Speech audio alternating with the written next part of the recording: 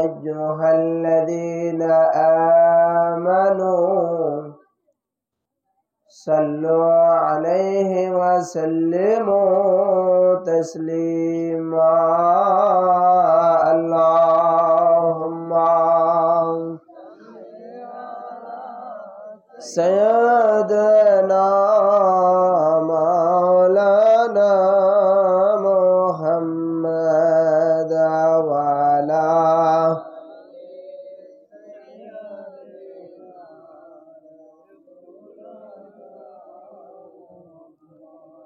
লক্ষ কোটি সালাম জানাই ওই নূর নবীজির কদমে দয়া করে পার করিবেন রোজ হাশরের ময়দানে আল্লাহুম্মা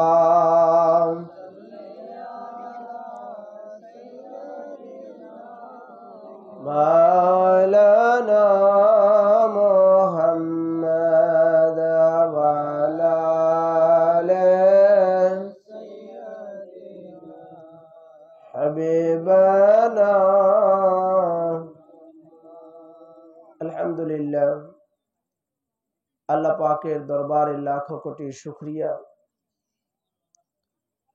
যে আল্লাহ পাক আপনাকে আমাকে বিভিন্ন জায়গা থেকে আজ নিশ্চিন্তপুর ইমাম হুসাইন আলাইহিস সালামের গোলাম ভক্তবিন্দু আশিকান মুহিব্বিন দ্বারা আয়োজিত সৈয়দুশ শুহাদা শহীদ কারবালা সৈয়দিনা ইমামে হুসাইন আলাইহিমুস সালাতু ওয়াস সালামের নির্মম শাহাদাতকে স্মরণ করে জিক্রে শাহাদাতে ইমামে হুসাইন আলাইহিস সালামের পবিত্র মজলিসে আল্লাহ পাক আপনাকে আমাকে আসবার মতো বসবার মতো সুযোগ করে দিলেন। এই জন্য আল্লাহ পাকের দরবারে শুকরিয়া জ্ঞাপন করি, সকলে বলি আলহামদুলিল্লাহ।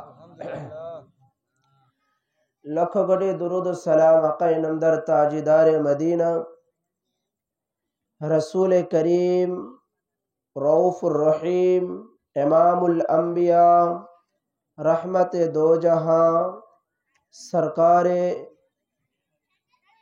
दो आलम नबी मुहम्मदुर रसूलुल्लाह सल्लल्लाहु ताला अलैहि वसल्लम এর কদমে খোদা। আজ আমরা উপস্থিত হয়েছি জিক্রে শাহাদাতে ইমামে হুসাইনের মজলিসে। 61 হিজরিতে 10 মুহররম কারবালার ময়দানে যে নির্মম ঘটনা ঘটেছে, নবী পরিবারের উপরে আহলে বাইতে রাসূলের উপরে যেই জুলুম ও অত্যাচার করা হয়েছে, পৃথিবীর ইতিহাসে এই রকম জুলুম আর অত্যাচার নির্যাতন কোন জায়গায় কি করা হয়েছে? এত জুলুম ও অত্যাচার যে উনাদের কারবালাতে পানি বন্ধ করে দেওয়া হয়েছে, উনাদের এক এক করে 72 জন শাহাদাত বরণ করানোর পরে 72 জনের লাশ মুবারকের উপর দিয়ে ঘোড়া চালানো হয়েছে। সৈয়দা মা জাইনাব বর্ণনা করেন যে কারবালাতে আমি সবচেয়ে ভয়ঙ্কর আওয়াজ শুনেছিলাম, সেটা হচ্ছে ইমাম হুসাইন আলাইহিমুস সালাতু ওয়াস সালামের লাশ মুবারক দিয়ে যখন ঘোড়া চালানো হচ্ছিল, সেই পাজর ভাঙার শব্দ, তাহলে কতটা হৃদয় বিদারক ছিল চিন্তা করে দেখো। কারবালাতে ওনাদের উপরে যে জুলুম ও অত্যাচার হয়েছে, সেটা পৃথিবীর ইতিহাসে আর কারো উপরে কারো জন্য সেই জুলুম আর অত্যাচার করা হয়। হযরতে ইমামে আলী মাকাম ময়দানে কারবালাতে সত্য নিয়ে, হক নিয়ে এসেছিলেন। কারবালার যুদ্ধটা ছিল হক বাতিলের লড়াই। ইমাম হুসাইন আলাইহিস সালাম, ওনার এত রুতবা, মর্যাদা, মাকাম আল্লাহ পাক, আল্লাহর রসুল দান করেছেন। যেই মাকাম আর যেই ইজ্জত দুনিয়ার বুকে আল্লাহ তাআলা নবী পরিবার ছাড়া আর কোন পরিবারকে দেন নাই।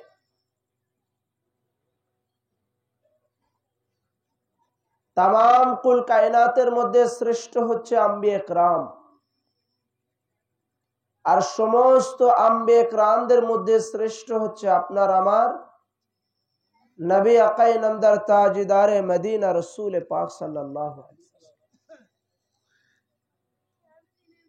আর দুনিয়ার মধ্যে যত নবী রাসূলের আল আওলাদ এসেছেন, সমস্ত আল আওলাদ থেকে শ্রেষ্ঠ বংশ, শ্রেষ্ঠ হচ্ছে আপনার আমার নবীর বংশ, আপনার আমার নবীর আওলাদ, আপনার আমার নবীর শাহজাদা, আপনার আমার নবীর আল আওলাদ জানারা তানারা। আজকে তো অনেকেই নবীর বংশকেই মানতে চায় না, বলে যে রসুল পাকের কোনো বংশ নাই, বলে কি বলে না? কিন্তু রসুল করিম ইরশাদ ফরমিয়েছেন, যে হাদিসে পাক তিরমিজি শরীফের মধ্যে আছে, রাসূলুল্লাহ সাল্লাল্লাহু তাআলা আলাইহি ওয়াসাল্লাম ইরশাদ ফরমিয়েছেন যে তোমাদের বংশ পরস্পর জারি থাকবে তোমাদের ছেলে সন্তান থেকে। কোথা থেকে? আর আমি রসূল পাক সাল্লাল্লাহু আলাইহি ওয়াসাল্লামের বংশ কিয়ামত পর্যন্ত জারি থাকবে, কিয়ামত পর্যন্ত জারি থাকবে আমার বেটি, আমার শাহজাদি খাতুনে জান্নাত ফাতিমাতুজ জাহরার নসল থেকে। কারণ শরীয়তের দৃষ্টিতে আমি রসূল পাকের আমার কোনো ছেলে সন্তান নাই, এই জন্য আমার বংশ পরস্পর জারি থাকবে আমার বেটি, আমার শাহজাদি, আমার মেয়ে খাতুনে জান্নাত ফাতিমাতুজ জাহরা থেকে। আপনাদের গ্রামে এলাকায় আশপাশে শিকদার বংশ আছে না? বিশাল বড়, কি বলে, মন্ডল গোষ্ঠী আছে বিশাল বড়। এরপরে খাঁ গোষ্ঠী আছে, আছে না? কথা বলেন। পরামানিক গোষ্ঠী আছে, এরকম এক একটা আলাদা আলাদা গোষ্ঠী হয় না, বিশাল বড়। এখন তো বিভিন্ন কারণে ভাগাভাগি হয়ে ছোট ছোট হয়ে গেছে। আগেকার সময় চিন্তা করেন যে বিশাল ছিল, এইখান থেকে শুরু করে অনেকটা দূরে, এটা শুধু পরামানিক পাড়াই, সবাই পরামানিক, ওনাদের গোষ্ঠীরই লোক, চাচা, চাচাতো ভাই, তার ছেলে, তার ছেলে, এরকম করে। তো যদি দুনিয়ার মধ্যে আমাদের আপনাদের বংশ যদি এত বড় থাকতে পারে, আর যিনি কায়নাতে সরদার রাসূলুল্লাহ রাহমাতুল লিল আলামিন, তামাম কুল কায়নাতের ইমাম সেই রাসূলুল্লাহ সাল্লাল্লাহু তাআলা আলাইহি ওয়াসাল্লাম, উনার বংশ কি ছোট হবেন?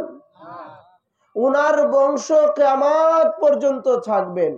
এই জন্য বললেন ফাতিমাতুজ জাহরা, এনার নসল থেকে যত আওলাদ আসবে, বংশ পরস্পর পরস্পর যত শাহজাদা আসবেন, আওলাদ আসবেন, সব শাহজাদা, সব আওলাদ আমি রসুল পাকের আওলাদ খানদান।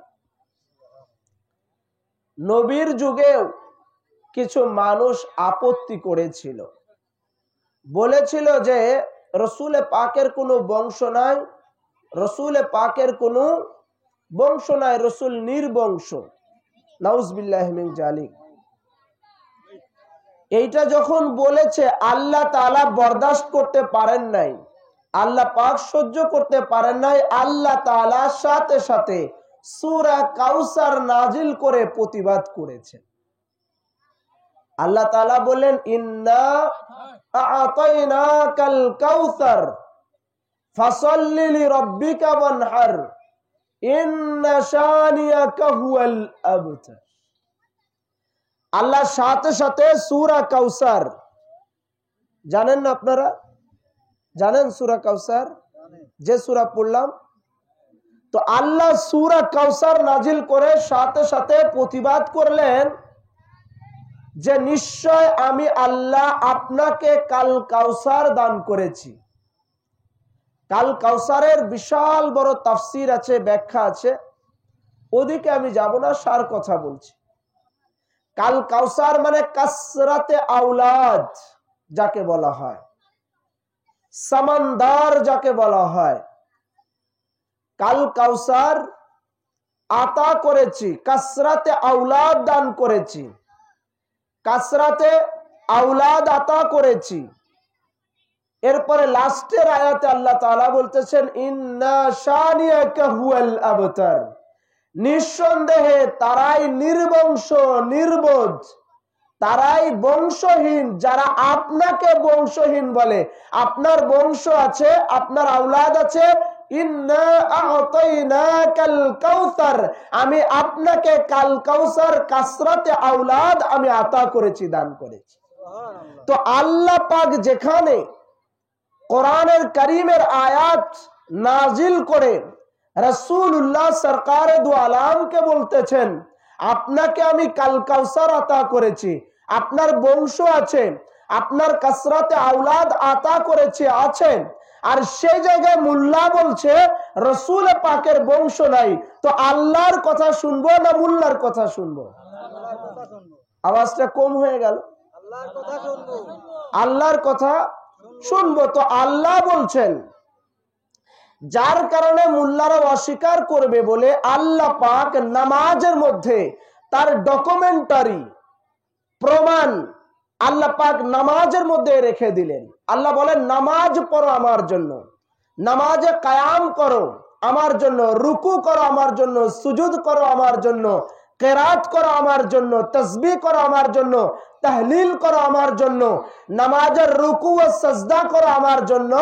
আর এই নামাজ যদি আমার বারগাহতে আমার দরবারে কবুল করাতে চাও তো আখেরি বৈঠকে হাঁটু গেড়ে দিয়ে বসে পড়ো, মুহাম্মদ ও আলে মুহাম্মাদের উপরে সালাওয়াত পাঠানো শুরু করে দাও। যতক্ষণ পর্যন্ত না মুহাম্মদ ও আলে মুহাম্মাদের উপরে সালাওয়াত না পাঠাবে ততক্ষণ তার নামাজ আল্লাহর বারগাহতে পৌঁছাবে না। দেখেন তো আপনাদের এই নিশ্চিন্তপুর গ্রামের লোকেরা, নামাজিরা, মুসল্লিরা এই দুরূদ নামাজের মধ্যে পড়ে কিনা? আল্লাহুম্মা সাল্লি আলা মুহাম্মাদি ওয়া আলা আলি মুহাম্মাদ কামা সাল্লাইতা আলা ইব্রাহিম ওয়া আলা আলি ইব্রাহিম ইন্নাকা হামিদুম মাজিদ। পড়ে তো? আমাদের চলনাওয়ালারাও এই দুরূদই পড়ে, কাদেরিয়া ওয়ালারা পড়ে, চিস্তিয়া ওয়ালারা পড়ে, নকশবন্দি ওয়ালারা পড়ে, মুজাদ্দিদি ওয়ালারা পড়ে, সাহারাবাদী পড়ে, ওয়াইসি পড়ে, তরিকত সারা যারা আছে তারাও পড়ে, হিন্দুস্তানে পড়ে, ভারতে পড়ে, আমেরিকা পড়ে, ভুটানে পড়ে, সৌদি আরবেও পড়ে। সারা বিশ্বের যেখানে যেখানে নামাজি আছে সে জায়গায় নামাজের মধ্যে এই দুরূদ শরীফই পাঠ করে। না আলাদা দুরূদ আছে? হ্যাঁ, এই দুরূদ পড়ে না? দুরূদে কি পড়ি? আল্লাহুম্মা সাল্লি আলা মুহাম্মাদি ওয়া আলা আলি মুহাম্মাদ। আয় খোদা দুরূদ भेज दो নবী और आले नबी पर। হে আল্লাহ আপনি দুরূদ পৌঁছে দেন। নামাজে বলতেছি, এই যে ইশারের নামাজ হলো না, এখানে জামাত হলো, নামাজের শেষ বৈঠকে তাশাহুদ পড়ার পরে এটা পড়ি, কি বলি? আয় খোদা দুরূদ भेज दो নবী और आले नबी पर হে আল্লাহ, আপনি দুরূদ পৌঁছে দেন নবী এবং নবীর বংশধরের উপরে, নবী এবং নবীর আল আওলাদের উপরে, নবী এবং নবীর খানদানের উপরে। তো যদি নবীর খানদান নাই থাকবে, নবীর বংশ নাই থাকবে, তাহলে নামাজের মধ্যে যে দুরূদ পাঠাচ্ছেন, হে আল্লাহ আপনি দুরূদ পৌঁছে দেন নবী ও নবীর বংশধরের উপরে, তাহলে বংশধর কোথায়? তার মানে নিঃসন্দেহে নবীর বংশধর আছে, কিয়ামত পর্যন্ত থাকবেন, কিয়ামত পর্যন্ত থাকবেন নবী ও নবীর বংশ আল্লাহ পাক নামাজের মধ্যে রেখে দিয়েছেন। এই জন্য নামাজের ভিতরে যে সালাওয়াত পাঠায়, দুরূদ পাঠায়, সেই নামাজের মধ্যে আল্লাহ পাক ডকুমেন্টারি দলিল আল্লাহ পাক আহলে বাইত রাসূল নবীর পরিবারদেরকে রেখে দিলেন। আরো ক্লিয়ার হওয়ার জন্য, পরিষ্কার হওয়ার জন্য যদি কোরআনুল কারীমের একখানা আয়াতে কারিমার তাফসীরের দিকে আমরা আগাই, তাহলে আরো পরিষ্কার হয়ে যাব। এটা জানার জন্য প্রথমে আমরা লক্ষ্য রাখব, ইমাম তিরমিজি তিনি তানার তিরমিজি শরীফের আবওয়াবুল মানাকিব অধ্যায়ের 2য় খণ্ড 219 পৃষ্ঠার ভিতরে এনেছেন, যেটা দারুল উলুম দেওবন্দ প্রিন্ট, দারুল উলুম দেওবন্দ প্রিন্ট এবং তিরমিজি শরীফ আবওয়াবুত তাফসীরের 2য় খণ্ডের মধ্যে আছে। এবং তাফসীর ইবনে কাসির সূরা আহজাবের 33 নম্বর আয়াতে কারিমার মধ্যে আছে। যদিও আমার দেখানোর উদ্দেশ্য ছিল না, তো যেহেতু আমার কাছে ডকুমেন্ট আছে এই জন্য আমি আপনাদেরকে দেখাই।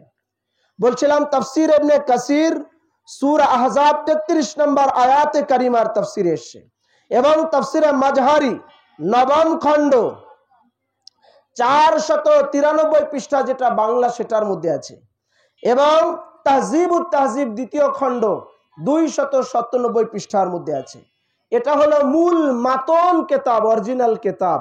এটার নাম হলো তিরমিজি শরীফ।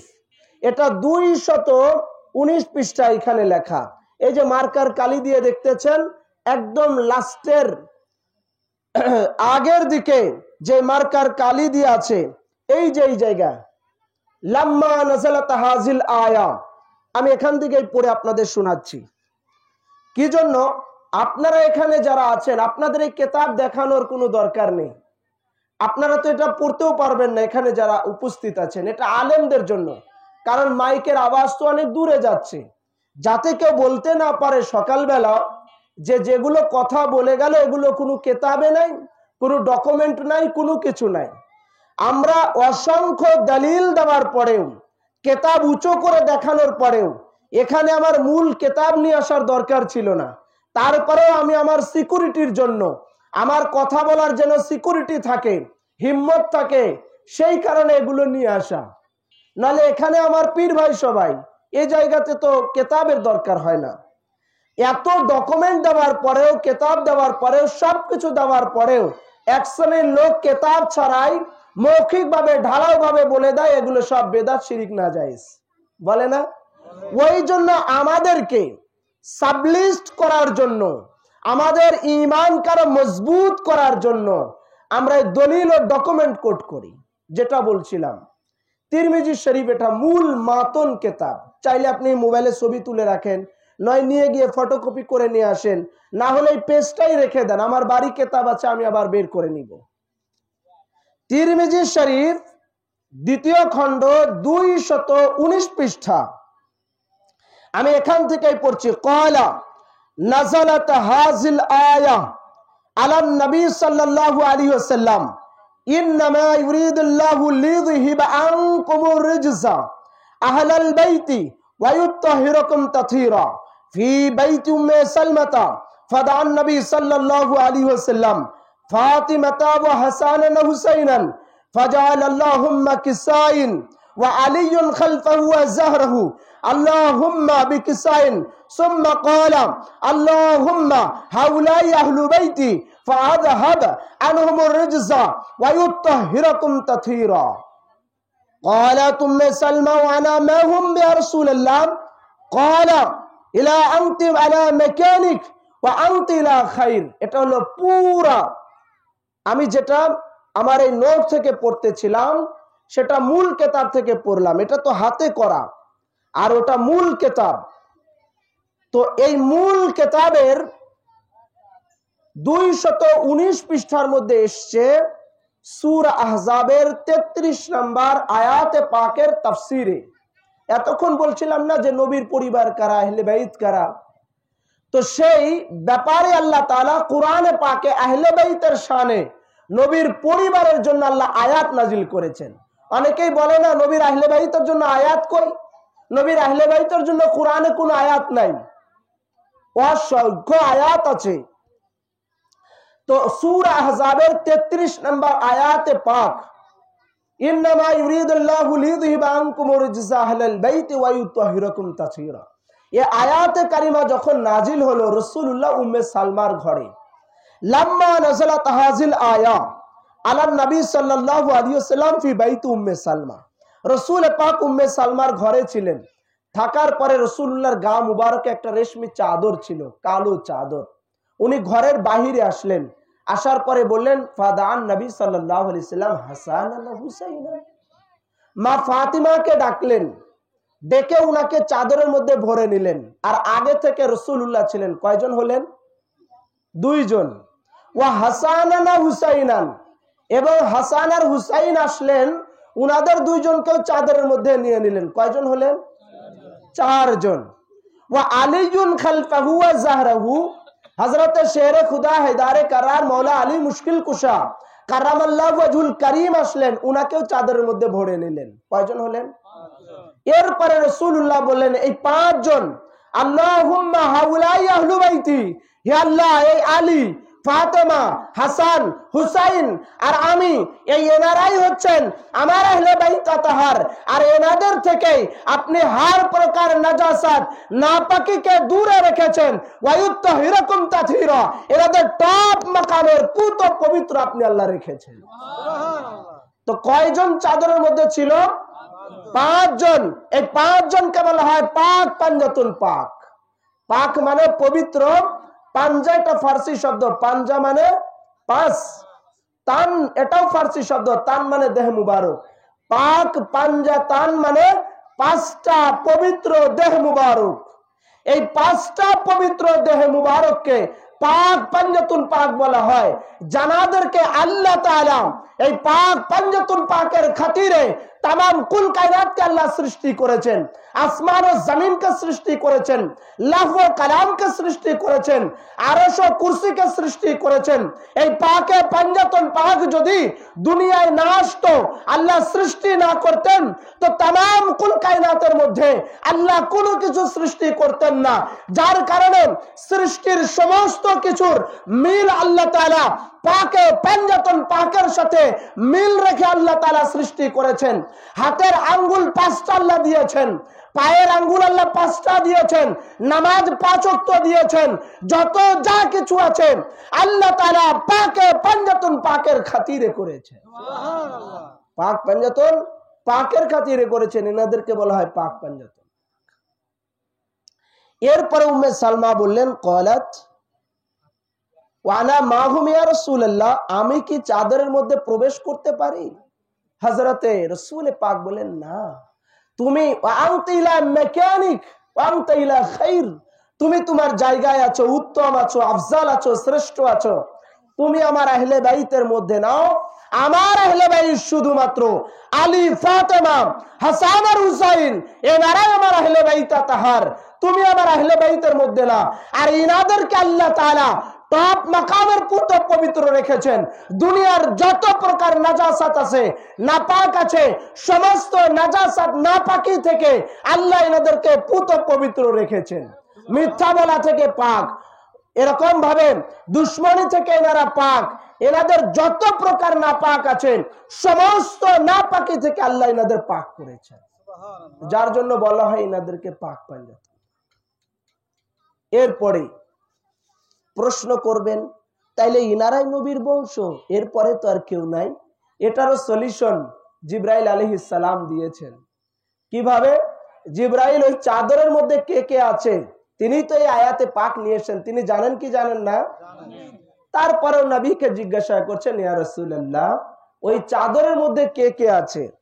তখন রাসূলুল্লাহ বলেন, আলিয়ুন ওয়া ফাতিমাতুন ওয়া আবনাহুমা। ওই চাদরের মধ্যে আছে মাওলা আলী, মা ফাতেমা, আর মাওলা আলী আর মা ফাতেমার নসল থেকে কিয়ামত পর্যন্ত যত আল আওলাদ আসবেন, সমস্ত আল আওলাদ ওই চাদরের মধ্যে আছেন। আল্লাহর রাসূল জমার সিগা ব্যবহার করলেন, বললেন ওয়া আবনাহুমা, তার সন্তান সমূহ আছে।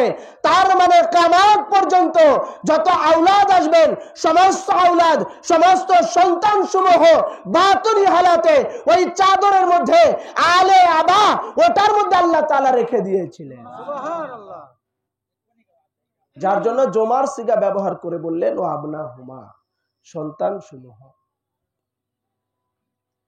তো হযরতে ইমামে হাসান ফাতিমাতুজ জাহরার औलाद, ইমামে হুসাইন ফাতিমাতুজ জাহরার औलाद, ময়দানে কারবালাতে যে আলী আসগর শহীদ হলেন, উনি খাতুনে জান্নাত পাকের হযরত ইমাম জুল আবিদিন ফাতিমাতুজ জাহরার औलाद, ইমাম হাসান মুসান্নফ ফাতিমাতুজ জাহরার औलाद, ইমাম তাকি ফাতিমাতুজ জাহরার औलाद, ইমাম নাকি ফাতিমাতুজ জাহরার औलाद, ইমাম জাফর সাদিক আলাইহিস সালাম ফাতিমাতুজ জাহরার औलाद।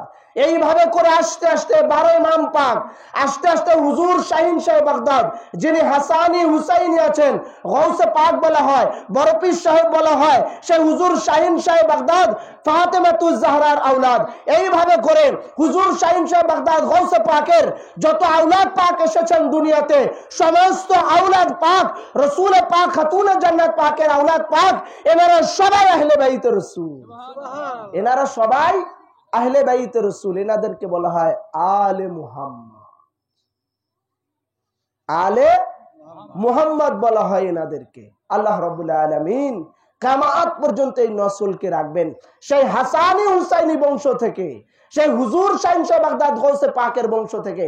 পূর্ণিয়া শরীফের হযরত পাক আসলেন, কুতুবুল বারি পাক আসলেন, মঙ্গলকোট শরীফের 2 হযরত পাক আসলেন, মেদিনীপুরে আলা হুজুর পাক, মৌলা হুজুর পাক, দাদা হুজুর পাক, পর্দা হুজুর পাক, যত হযরতে আহলে বাইত এসেছেন, মেদিনীপুরে বড় হুজুর পাক, মেদিনীপুর বর্তমান দরবার শরীফের সাজ্জাদ রশিদ ও গাদ্দি নশিন হুজুর পাক কাবা কিবলা এবং ছোট হুজুর পাক, এনারা আলে মুহাম্মদ রাসূল পাকের ডিসেন্ডেন্টস, রাসূল পাকের খানদান ও আহলে বাইত আছে। সুবহানাল্লাহ। 36 descendants of Muhammadur Rasulullah sallallahu alaihi wasallam and 22 descendants of Shahin Shah Baghdad Huzur Sheikh Abu Muhammad Muhyiddin Sheikh Abdul Qadir Jilani al-Hasani al-Husaini alayhimussalatu wassalam। আপনি আমি জানার হাতে বায়াত, আপনি আমি জানার কাছে মুরিদ হয়েছি। মেদিনীপুরে বড় হুজুর পাক জানার উরুস পাক 30 শ্রাবণ হয়, সেই বড় হুজুর পাক রাসূল পাকের 36তম আওলাদ পাক, আর হুজুর শাহিন শাহ বাগদাদের 23তম আওলাদ পাক। এনারা সেই ধারা ও সিলসিলা ধরে এসেছেন।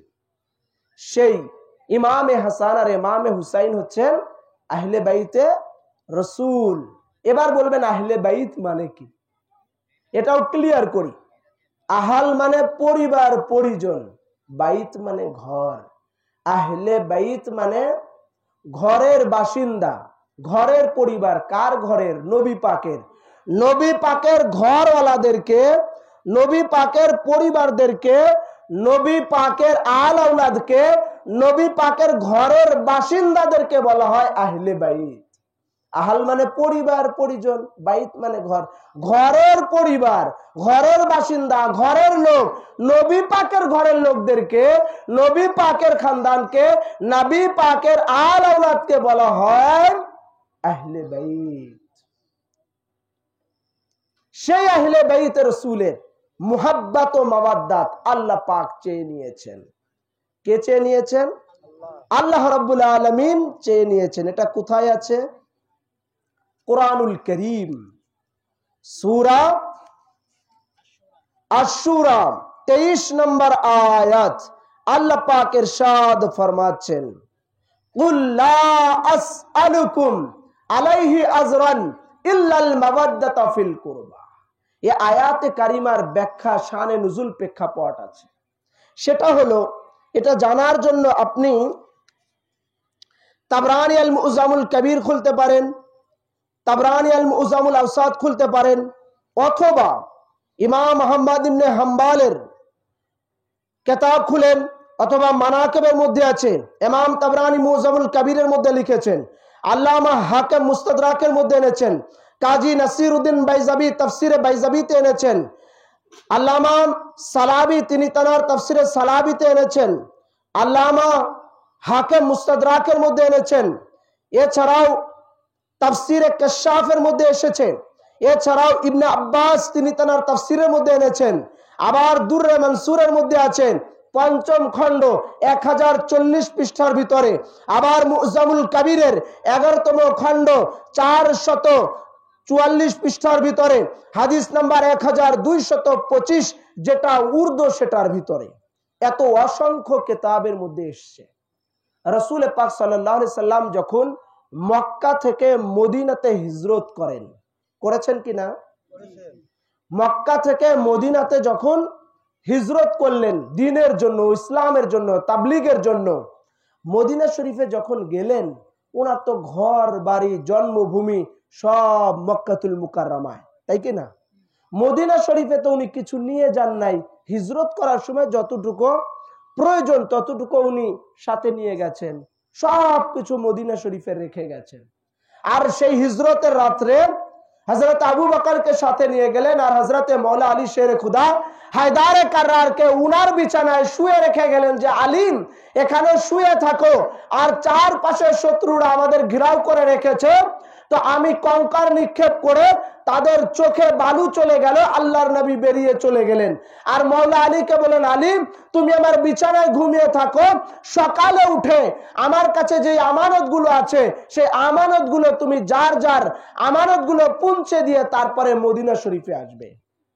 আলীকে রাসূলুল্লাহ নিজের বিছানায় শুয়ে রেখে গেলেন, মদিনা শরীফে চলে গেলেন। যাবার পর ওখানে ইসলামের বিজয় হলো, ইসলামের দাওয়াত করলেন, এলান করলেন, তাবলীগ করলেন, করার পর ইসলামের বিজয় ঘটলো মদিনা শরীফে। বুঝতেছেন? মদিনা শরীফে যখন ইসলামের বিজয় হয়ে গেল, তখন আনসারীরা বলা বলি করতে লাগলো, যেটা হযরত ইবনে আব্বাস তিনি রওয়ায়াত করেছেন যে আমি নিজে কানে শুনেছি।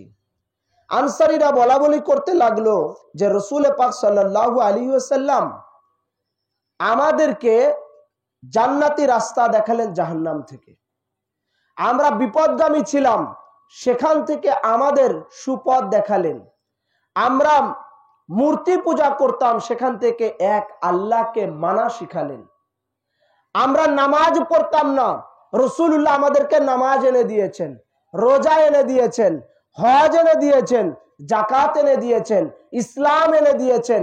আমরা মূর্তি পূজা ছিলাম, সেখান থেকে আমাদেরকে ফিরে নিয়ে এসে ওয়াহদাহু লা শারীকা লা এক আল্লাহকে মানা শিখালেন। এই জন্য এর প্রতিদান হিসাবে, বিনিময় হিসাবে, যেহেতু রাসূলুল্লাহর বাড়ি নাই, রাসূলুল্লাহর ঘর নাই, রাসূলুল্লাহর টাকা নাই, এই জন্য আমরা রাসূলুল্লাহকে টাকা পয়সা ঘর বাড়ি দিতে চাই। এটা কি গল্প করছি? কেতাবের নাম আমি আগেই বলেছি, কতগুলো কেতাবের নাম বলেছি মনে আছে আপনাদের? গোনেন নাই কেউ না? কতগুলো কেতাবের নাম বললাম? ইমাম আহমদ ইবনে হাম্বল, ইমাম তাবরানি আল মুজামুল কবির, আল্লামা হাকিম মুস্তাদরাকের মধ্যে এনেছেন, কাজী নাসিরউদ্দিন বাইজাবি তাফসিরে বাইজাবিতে এনেছেন, তাফসিরে সালাবিতে এসেছেন, তাফসিরে কাশাফে এসেছেন, তাফসিরে ইবনে আব্বাসে এসেছেন, তারপরে তাফসিরে দুররে মনসুরে এসেছে, তারপরে মুজামুল কবিরের মধ্যে এসেছে। 9টা কিতাবের হাওলা কোট করলাম। কয়টা কিতাব? 9টা কিতাব। যদি চান এগুলোর পৃষ্ঠা নাম্বারও বলা যাবে, খণ্ড বলা যাবে, কত নাম্বার পৃষ্ঠায় আছে, কোন লাইনে সেটাও বলা যাবে, কিন্তু সময় কম, বেশি কথা বলবো যার কারণে আমি ওদিকে যাচ্ছি না।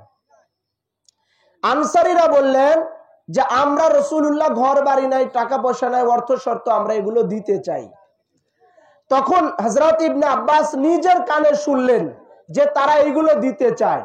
তখন রাসূলুল্লাহ ওই আনসারীদের কাছে গেলেন, গিয়ে বললেন, তোমরা কি আমাকে ঘর বাড়ি করে দিতে চেয়েছো, জায়গা জমি করে দিতে চেয়েছো, তোমরা কি আমার জন্য টাকা পয়সা দিতে চেয়েছো, তখন সবাই বলল, বিয়াদবি মাফ করবেন ইয়া রাসূলুল্লাহ, ইয়া হাবিবাল্লাহ, যে আমরা এগুলো বলেছি।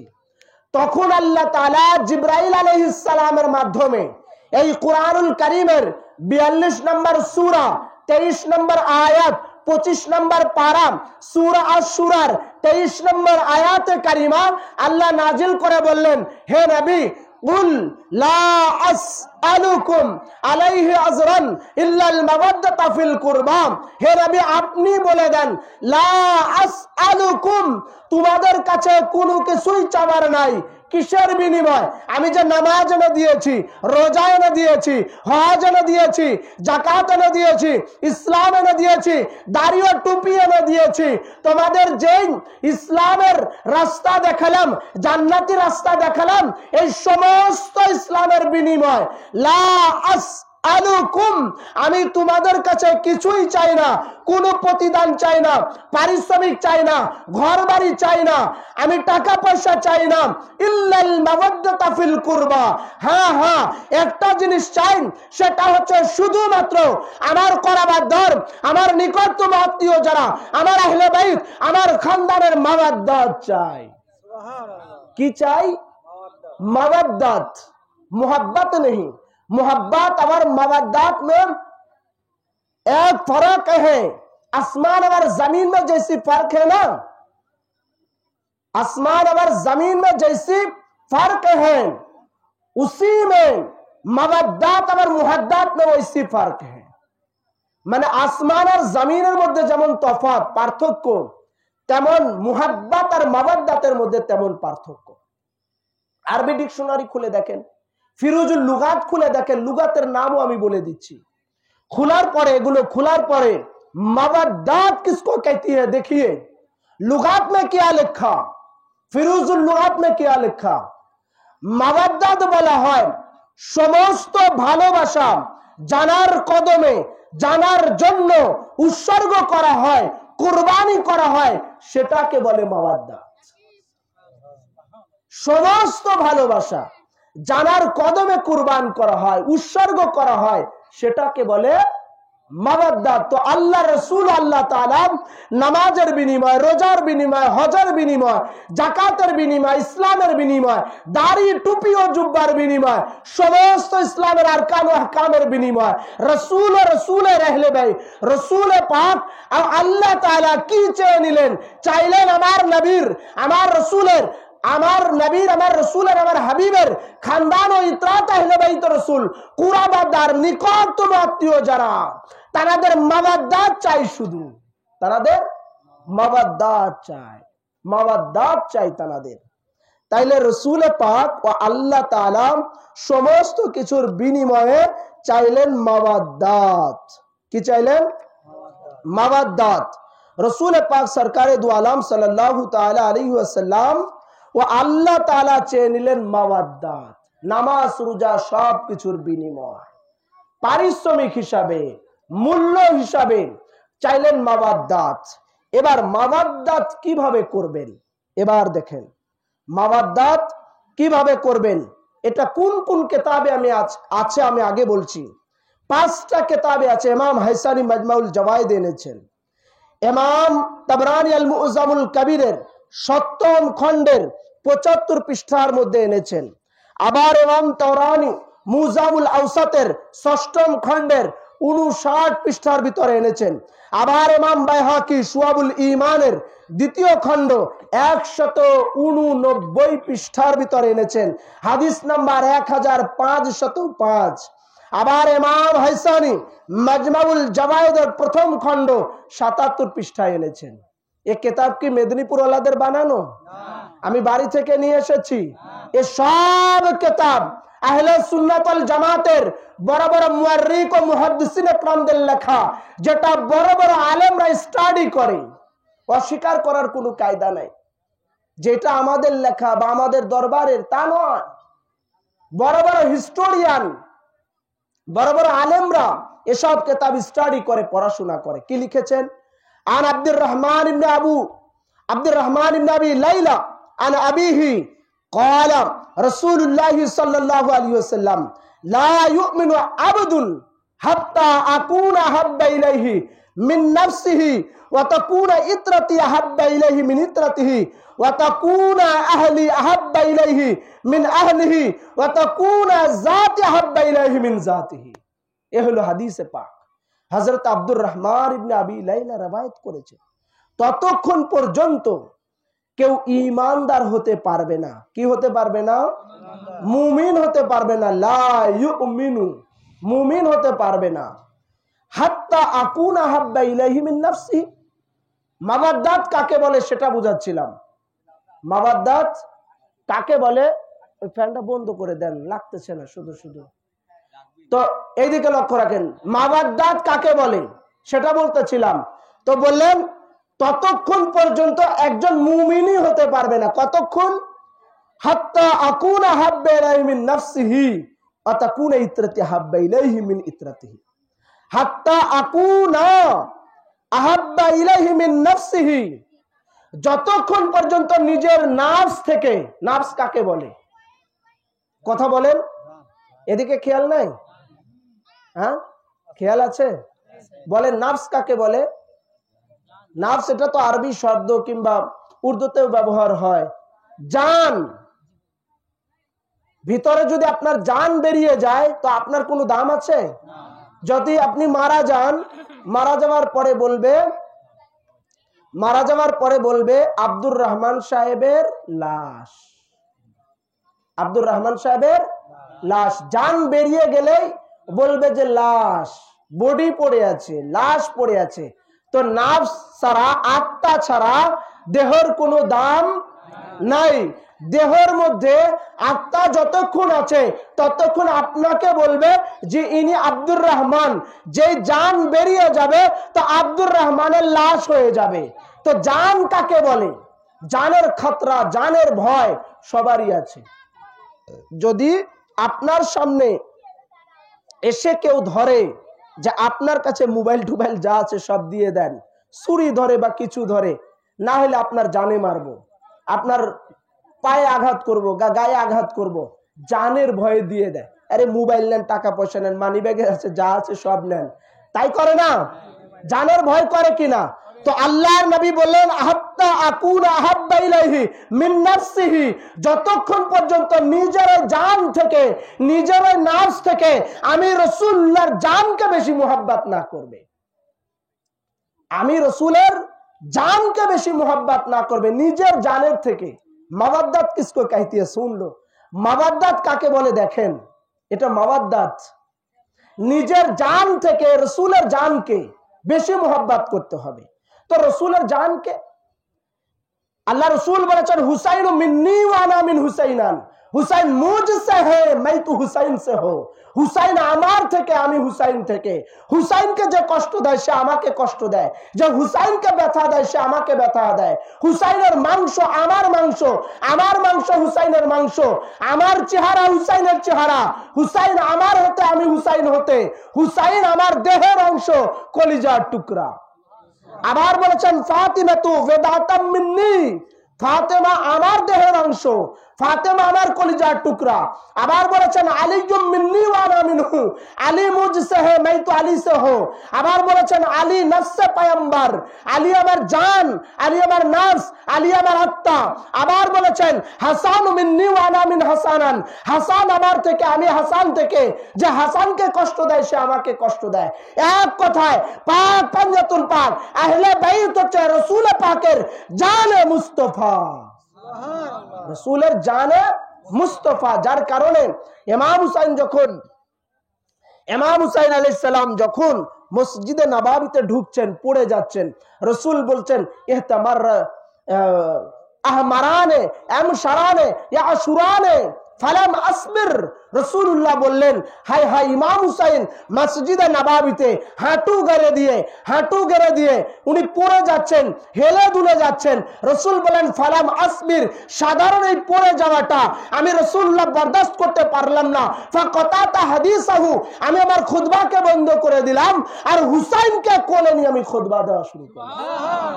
তো যদি এতটুকু পড়ে যাওয়াটাকে আল্লাহ রসুল বরদাস্ত করতে না পারেন, সহ্য করতে না পারেন, তো ময়দানে কারবালাতে ঘোড়ার উপর থেকে যখন ইমাম হুসাইন পড়ে যাচ্ছেন তখন আল্লাহর নবী কিভাবে ধৈর্য ধারণ করেছিলেন, কত কষ্ট পেয়েছিলেন। তো সেই ইমাম হাসান আর হুসাইন হচ্ছে জানে মুস্তফা, নাফসে মুস্তফা।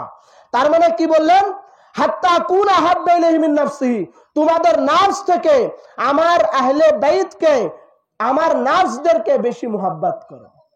তার মানে নিজের আত্মার থেকেও হাসান হুসাইনকে বেশি মুহাব্বত করতে হবে, আহলে বাইতকে বেশি মুহাব্বত করবে, আলী ও ফাতেমাকে বেশি মুহাব্বত করতে হবে। এটা হলো নাফসে রাসূল, যার কারণে নিজের নাফস থেকে আলী ও ফাতেমাকে মুহাব্বত করতে হবে।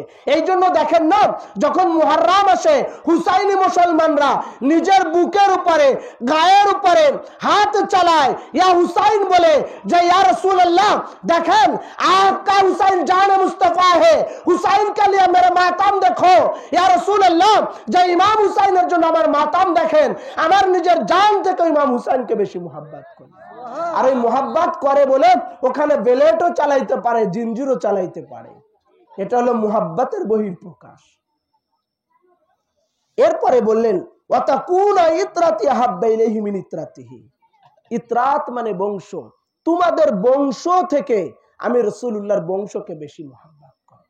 নিজের বংশ আছে, নিজের একটা পরিচয় আছে, তো নিজের বংশ থেকে রাসূলুল্লাহর বংশকে বেশি মুহাব্বত করতে হবে। ওয়াতাকুনা আহলি আহাব্বা ইলাইহি মিন আহলিহি, আর নিজের পরিবার থেকে, কে বলছেন, রাসূলুল্লাহ, নিজের পরিবার থেকে আমার পরিবারকে, ওয়াতাকুনা আহলি আহাব্বা ইলাইহি মিন আহলিহি, আর তোমার পরিবার আহলে বাইত থেকে আমার আহলে বাইতকে, আমি রাসূলের পরিবারকে, আমার খানদানকে, আমার ইতরাতকে, আমার পরিবারকে বেশি মুহাব্বত করবে। যতক্ষণ না করবে লা ইউমিনু আবদুন, ততক্ষণ পর্যন্ত কেউ মুমিনই হতে পারবে না।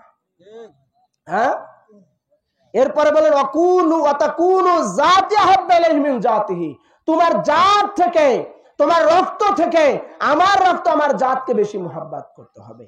তো এটাকে মাওয়াদ্দাত বলে, যে নিজের জাত থেকে, নিজের বংশ থেকে, নিজের সমস্ত কিছু থেকে রাসূলুল্লাহ সরকারে কায়নাত মুস্তাফা, উনার আওলাদ, উনার পরিবারকে, উনার ইতরাতকে, উনার জানকে, উনার নাফসকে, উনার আত্মাকে যখন বেশি মুহাব্বত করবেন, মাওয়াদ্দাত করবেন, তো ওটা টপ মাকামে চলে যাবে, আর ওটার নাম হচ্ছে মাওয়াদ্দাত।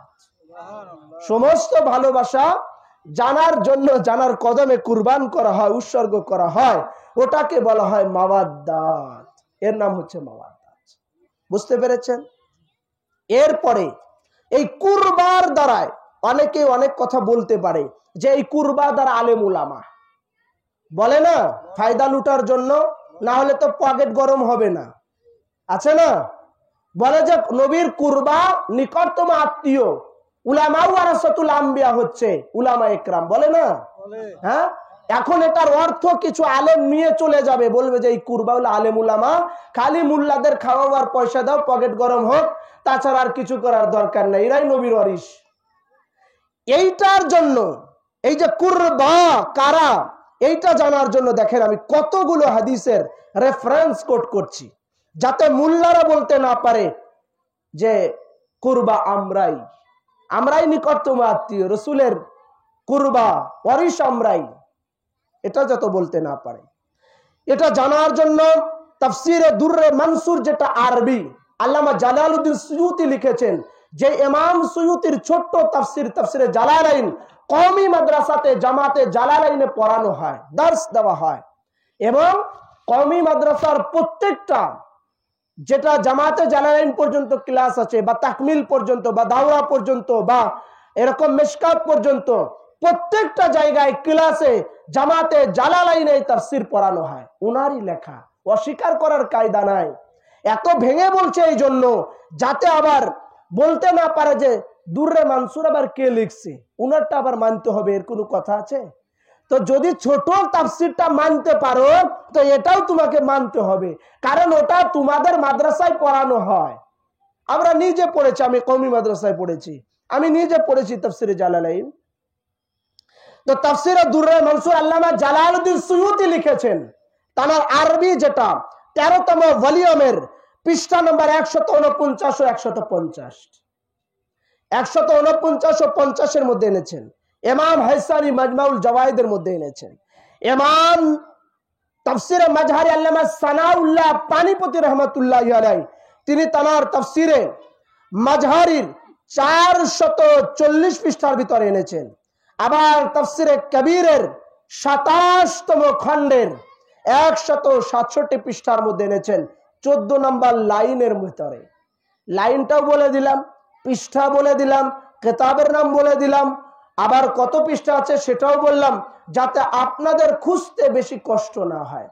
এখন তো নেট চলছে না, নেট যখন চলে আসবে তখন গুগলে সার্চ দিবেন, আমি পদ্ধতি শিখে দিচ্ছি। কারণ যে বেতন মোল্লারা পায়, ইমাম সাহেবরা পায়, সবচেয়ে বেশি অবহেলিত ইমাম সাহেবরা যে বেতন পায়, এ দিয়ে বোর সুনু, লিপস্টিক, আইবুরু, আইলাইনা, মাস্কারা এগুলো তো কিনা দূরে থাক, চাউল ডাউল কিনার আগেই শেষ হয়ে যায়। তো একটা কিতাব কিনতে গেলে এর অনেক পয়সা দরকার, কিতাব কেনা সম্ভব নয়। ওই জন্য সহজ পদ্ধতি, যখন নেট আসবে গুগলে গিয়ে সার্চ দিবেন তাফসিরে মাজহারি বা তাফসিরে কবির পিডিএফ ফাইল বাংলা, এটা লিখে কিংবা উর্দু লিখে কিংবা আরবিক লিখে সার্চ দিবেন, চলে আসবে। ডাউনলোড দিয়ে নামাই নিবেন, না বা মোবাইলে গেমস না খেলে, ফেসবুক না চালিয়ে ওই কিতাবগুলো ঘেটে ঘেটে দেখবেন, যেটা আমরা বলছি বা বলতেছি বা বলি, এই মেদিনীপুর দরবারওয়ালারা যেটা বলে যাচ্ছে জোর গলায়, সেটা কিতাবের মধ্যে আছে কিনা দেখেন একবার। এক সপ্তাহ ফেসবুক চালানো বাদ দিয়ে এগুলো দেখেন, কাজে লাগবে। কত নাম্বার লাইনের কথা বলছিলাম? 14 নম্বর লাইনের ভিতরে আছে। আবার ইমাম হাসানি মাজমাউল জাওয়াইদের 7ম খণ্ড 103 পৃষ্ঠার ভিতরে এনেছেন। আবার তাফসিরে কুরতুবি যেটা উর্দু, সেটার ভিতরে 8ম খণ্ডের 415 পৃষ্ঠায় আছে। 8ম খণ্ড। আমি এই জন্য বলছি উর্দু, যাতে করে আপনার খুঁজতে সহজ হয়। আবার আমি বললাম উর্দু, আপনি বাংলা বের করলেন, আবার আমি বললাম বাংলা, আপনি বের করলেন আরবিক, পৃষ্ঠা মিলবে না, আবার হাদিস মিলবে না, পৃষ্ঠা নাম্বার মিলবে না, তখন বলবে বুহা নাই। এই জন্য আমি যেটা থেকে পেয়েছি সেটা সেইভাবে আমি বলতেছি। তারপরে যদি বলেন যে নাই, তো এই কিতাবগুলো আমার ল্যাপটপে আছে, এই সব কিতাব আমার ল্যাপটপে ডাউনলোড করা আছে, প্রায় 25,000-এর উপরে কিতাব আছে। আমি কালকে রাত্রেই দেখতেছিলাম 12:30টার দিকে, আমি ল্যাপটপে প্রত্যেকদিন বসি, আমার তো এখন কন্টিনিউ প্রোগ্রাম আছে, কিছু কিছু পয়েন্ট আমাকে দেখতে হয়, তো মিলানোর জন্য আমি কালকেই দেখতেছিলাম যে আপনার 28,000-এর উপরে কিতাব আছে, তার ভিতরে 25,000 হচ্ছে আমার কাজের, যেগুলো আপনার ডকুমেন্টারি, আর অন্যগুলো 3,000-এর মতো আছে আমাদের বিভিন্ন হুজুর গাউসে পাকের লেখা, ওয়ালি আল্লাহদের লেখা, তারপরে খাজা গরিবে নওয়াজ মঈনুদ্দিন চিশতির লেখা নিজস্ব কিতাব, সেগুলো দিয়ে। তো এত কিতাব, এগুলো সব আপনার আছে, এবং আমার লাইব্রেরি আছে প্রায় 3 লক্ষ টাকার উপরে আমার কিতাব কেনা আমার ঘরের মধ্যে। এতগুলো কিতাবের ডকুমেন্ট আমি কোট করলাম। যে কথা আপনাদের বলতে চাচ্ছিলাম সেটা হলো কুরবা কারা, আলেম উলামা নাকি রাসূলের খানদান না আহলে বাইত, কারা কারা সেটা জানতে চাই। এবার সাহাবায়ে কেরাম রওয়ায়াত করছেন, কোন কিতাবে আছে সেগুলো কিন্তু আগে আমি বললাম। লাম্মা নাযালাত হাযিল আয়া সুইলা রাসূলুল্লাহ সাল্লাল্লাহু আলাইহি ওয়াসাল্লাম মান করাবাতুকা হাউলাইল্লাযী ওয়াজাবাত আলাইনা মাওয়াদ্দাতুহুম ক্বালা আলীয়ুন ওয়া ফাতিমাতুন ওয়া আবনাহুমা। এবার তরজমা শুনুন। লাম্মা, যখন, নাযালাত হাযিল আয়া, এই আয়াতে কারিমা নাজিল হলো, সুইলা, আমরা সাহাবীরা জিজ্ঞাসা করলাম রাসূলুল্লাহ সাল্লাল্লাহু আলাইহি ওয়াসাল্লাম, আল্লাহর নবীকে, মান করাবাতুকা, আপনার করাবাতদার কারা, হাউলাইল্লাযী ওয়াজাবাত আলাইনা, যাদের উপরে আমরা সাহাবীদের মাওয়াদ্দাত করা আল্লাহ ওয়াজিব করে দিয়েছেন, সেই করাবাতদার নিকটতম আত্মীয় কারা? সাহাবীরা জিজ্ঞাসা করছেন আপনার নিকটতম আত্মীয় কারা? জানাদের হাউলাইল্লাযী ওয়াজাবাত আলাইনা, मेरा मोहब्बत रखना वाजिब कर दिया, যে আল্লাহ মাওয়াদ্দাত রাখা আল্লাহ পাক ওয়াজিব করে দিয়েছেন, সেই করাবাদার কারা? জিজ্ঞাসা করলেন, প্রশ্ন করলেন। এবার নবী উত্তর দিচ্ছেন কি? ক্বালা আলিয়ুন ওয়া ফাতিমাতুন ওয়া আবনাহুমা। বললেন আমার এই করাবাদার নিকটতম আত্মীয় হচ্ছে হযরত আলী কাররামাল্লাহু ওয়াজহুল কারীম আর খাতুনে জান্নাত মা ফাতিমা।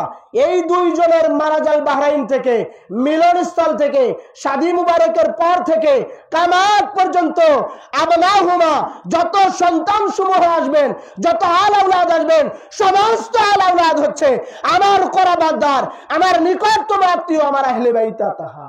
সুবহানাল্লাহ।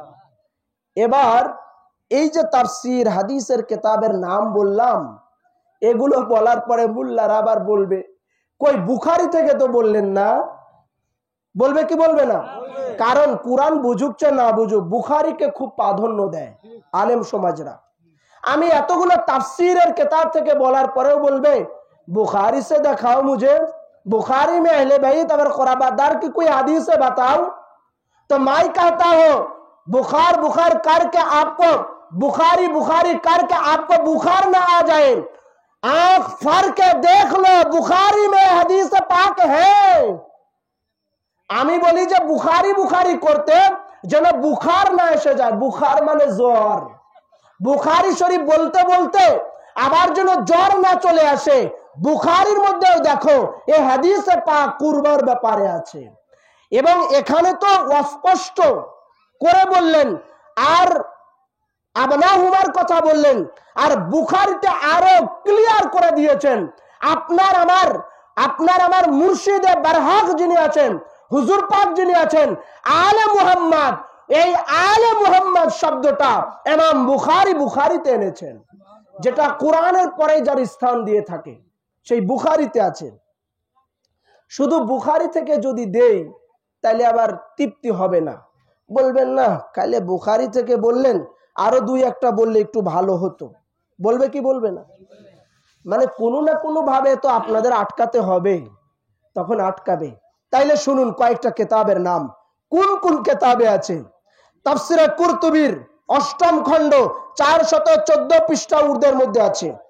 আবার ইবনে কাসির ১১৬তম খণ্ডের ৫২৩ পৃষ্ঠার মধ্যে এনেছেন, যেটা বাংলা সেটার ভিতরে। তাফসীরে দুররে মনসুরের ১৩তম খণ্ড ১৪৪ ও ১৪৫ পৃষ্ঠার ভিতরে এনেছেন। ইবনে জারির ইবনে মারদাইন লিখেছেন, ইমাম তিরমিজি, ইমাম মুসলিম, ইমাম মুহাম্মদ ইবনে হাম্বল এনেছেন।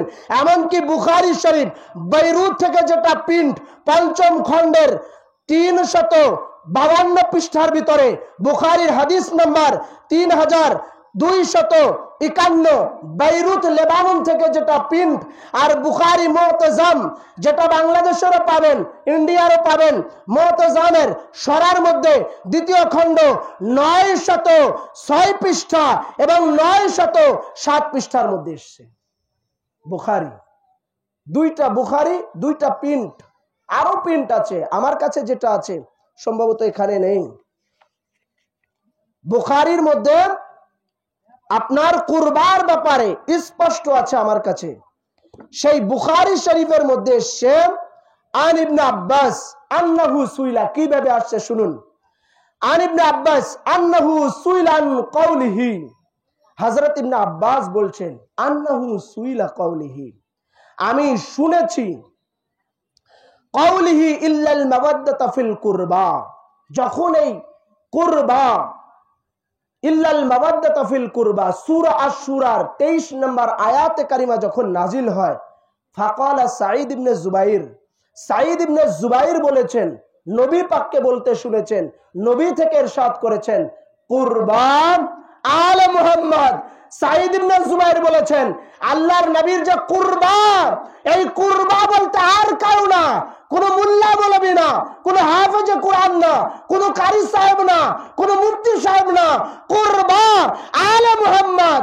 আরে নামাজের মধ্যে আল্লাহুম্মা সাল্লি আলা মুহাম্মাদি ওয়া আলা আলি মুহাম্মদ, এই ওয়া আলা আলি মুহাম্মদ মুহাম্মদ জানাদের উপরে দুরূদ পাঠাও। এই রাসূল পাকের কুরবা বলতে আলে মুহাম্মদ, কিয়ামত পর্যন্ত যারা আসবেন সেই আলে মুহাম্মদকে বোঝানো হয়েছে। সুবহানাল্লাহ, এটা বুখারীতে আছে। आप देखिए आंख फर्क है, देखो बुखार में আছে, বুখারী में रहे या नहीं, বুখারী শরীফের মধ্যে আছে কিনা দেখো, যে বুখারী শরীফে কুরবা মানে আলে মুহাম্মদ বুঝিয়েছে। আমি এত ডকুমেন্টারি কেন বলছি, যাতে করে কাল সকালে এমনি তো নিশ্চিন্তপুর কাদরিয়াওয়ালাদের দেখতে পারে না, একসময় পানি বন্ধ করে দিয়েছে, একসময় মনে করেন খাবার বন্ধ করে দিয়েছে, একসময় কাদরিয়াওয়ালাদের নামাজও বন্ধ করে দিয়েছিল। এই যে কথাগুলো কেন ভাই? আর আপনাদের এখানে তো কিছুই না, আমাদের চলনাতে কাদরিয়াওয়ালাদের ইস্তেসকার নামাজে যাওয়া বন্ধ করে দেয়, মাইক অ্যালাউন্স করে দেয়, এরা আসতে পারবে না। আরে কাদরিয়া তরিকতের লোকের অপরাধটা কি? যে ইনারা আহলে বাইতকে মানে, পাকে পঞ্জাতুল পাককে মানে, নবীর পরিবারদেরকে মানে। আর যারা আমাদেরকে বাধা দেয় তারা হলো ইমাম হুসাইনের বিরুদ্ধে যারা তরবারি ধরেছিল কারবালাতে, লস্করে ইয়াজিদ, সেই ইয়াজিদের মতো লোক যারা, একমাত্র তারাই এই আহলে বাইতের দুশমনি করে, বিরোধিতা করে, আমাদেরকে বিভিন্ন জায়গা থেকে আটকা দেওয়ার চেষ্টা করে। কিন্তু রাখে আল্লাহ মারেকে, ইমাম হুসাইন সার কাটার পরে জিন্দাবাদ হয়ে গেছে। হাজারো ফতোয়াবাজি করে ইমাম হুসাইনের কারবালাকে বন্ধ করতে চেয়েছিল, মাতামকে বন্ধ করতে চেয়েছিল, নওহাজারি বন্ধ করতে চেয়েছিল, মুহররমকে বন্ধ করতে চেয়েছিল। আজ এত বছর পরেও ইমাম হুসাইনের মুহররমকে বন্ধ করতে পারে না। মুহররম চলছে, চলবে, কি মুহররম বন্ধ করতে পারে নাই আর পারবেও না। কারণ আল্লাহ পাক যেখানে ফেরেশতা পাঠিয়ে রওজায়ে শাব্বিরে ইমাম হুসাইনের রওজা শরীফে আল্লাহ তাআলা প্রতিনিয়ত ফেরেশতা পাঠিয়ে মাতাম করাচ্ছেন, সে জায়গায় দুনিয়ার কোনো মানুষ মাতাম না করলে হুসাইনের কিছু যায় আসে না। এই কুরবা বলতে আলে মুহাম্মদ, আহলে বাইত। এবার ভাই কথা বলবেন না, এবার এই আহলে বাইতের মুহাব্বত রাখলে কি হয় আর না রাখলে কি হয়, মুহাব্বত করলে লাভ কি, না করলে ক্ষতি কি, এটা একটু শোনাবো আপনাদের। একটা হাদিসে পাক শোনাই। অনেকেই বলে যে নামাজ, রোজা, হজ, যাকাত এগুলোই হচ্ছে আগে, বলে কি বলে না? হ্যাঁ, যে নামাজ, রোজা, হজ, যাকাত এগুলোই হচ্ছে আগে, নবীর পরিবার সবকিছু পরে। কিন্তু এখন যে হাদিসে পাক বলবো এটাই আবার উল্টাটা বলেছে। এখন আমি কি করব ভাই? রাসূলুল্লাহ যেখানে বলেছেন আমার কিছু করার আছে? হ্যাঁ, হক কথা, সত্য কথা আমাকে বলতেই হবে। আপনি পছন্দ করলেও বলতে হবে, না করলেও বলতে হবে, তবে কিতাবের নাম দিয়ে বলতে হবে, যাতে করে আমাকে ধরার সুযোগ না থাকে। দেখেন কতগুলোর নাম, কিতাবের নাম আমি বলছি, 4টা কিতাবে আছে। ইমাম তাবরানী মুজামুল আওসাতে এনেছেন 4 খণ্ডের 212 পৃষ্ঠার ভিতরে, হাদিস নাম্বার 4002।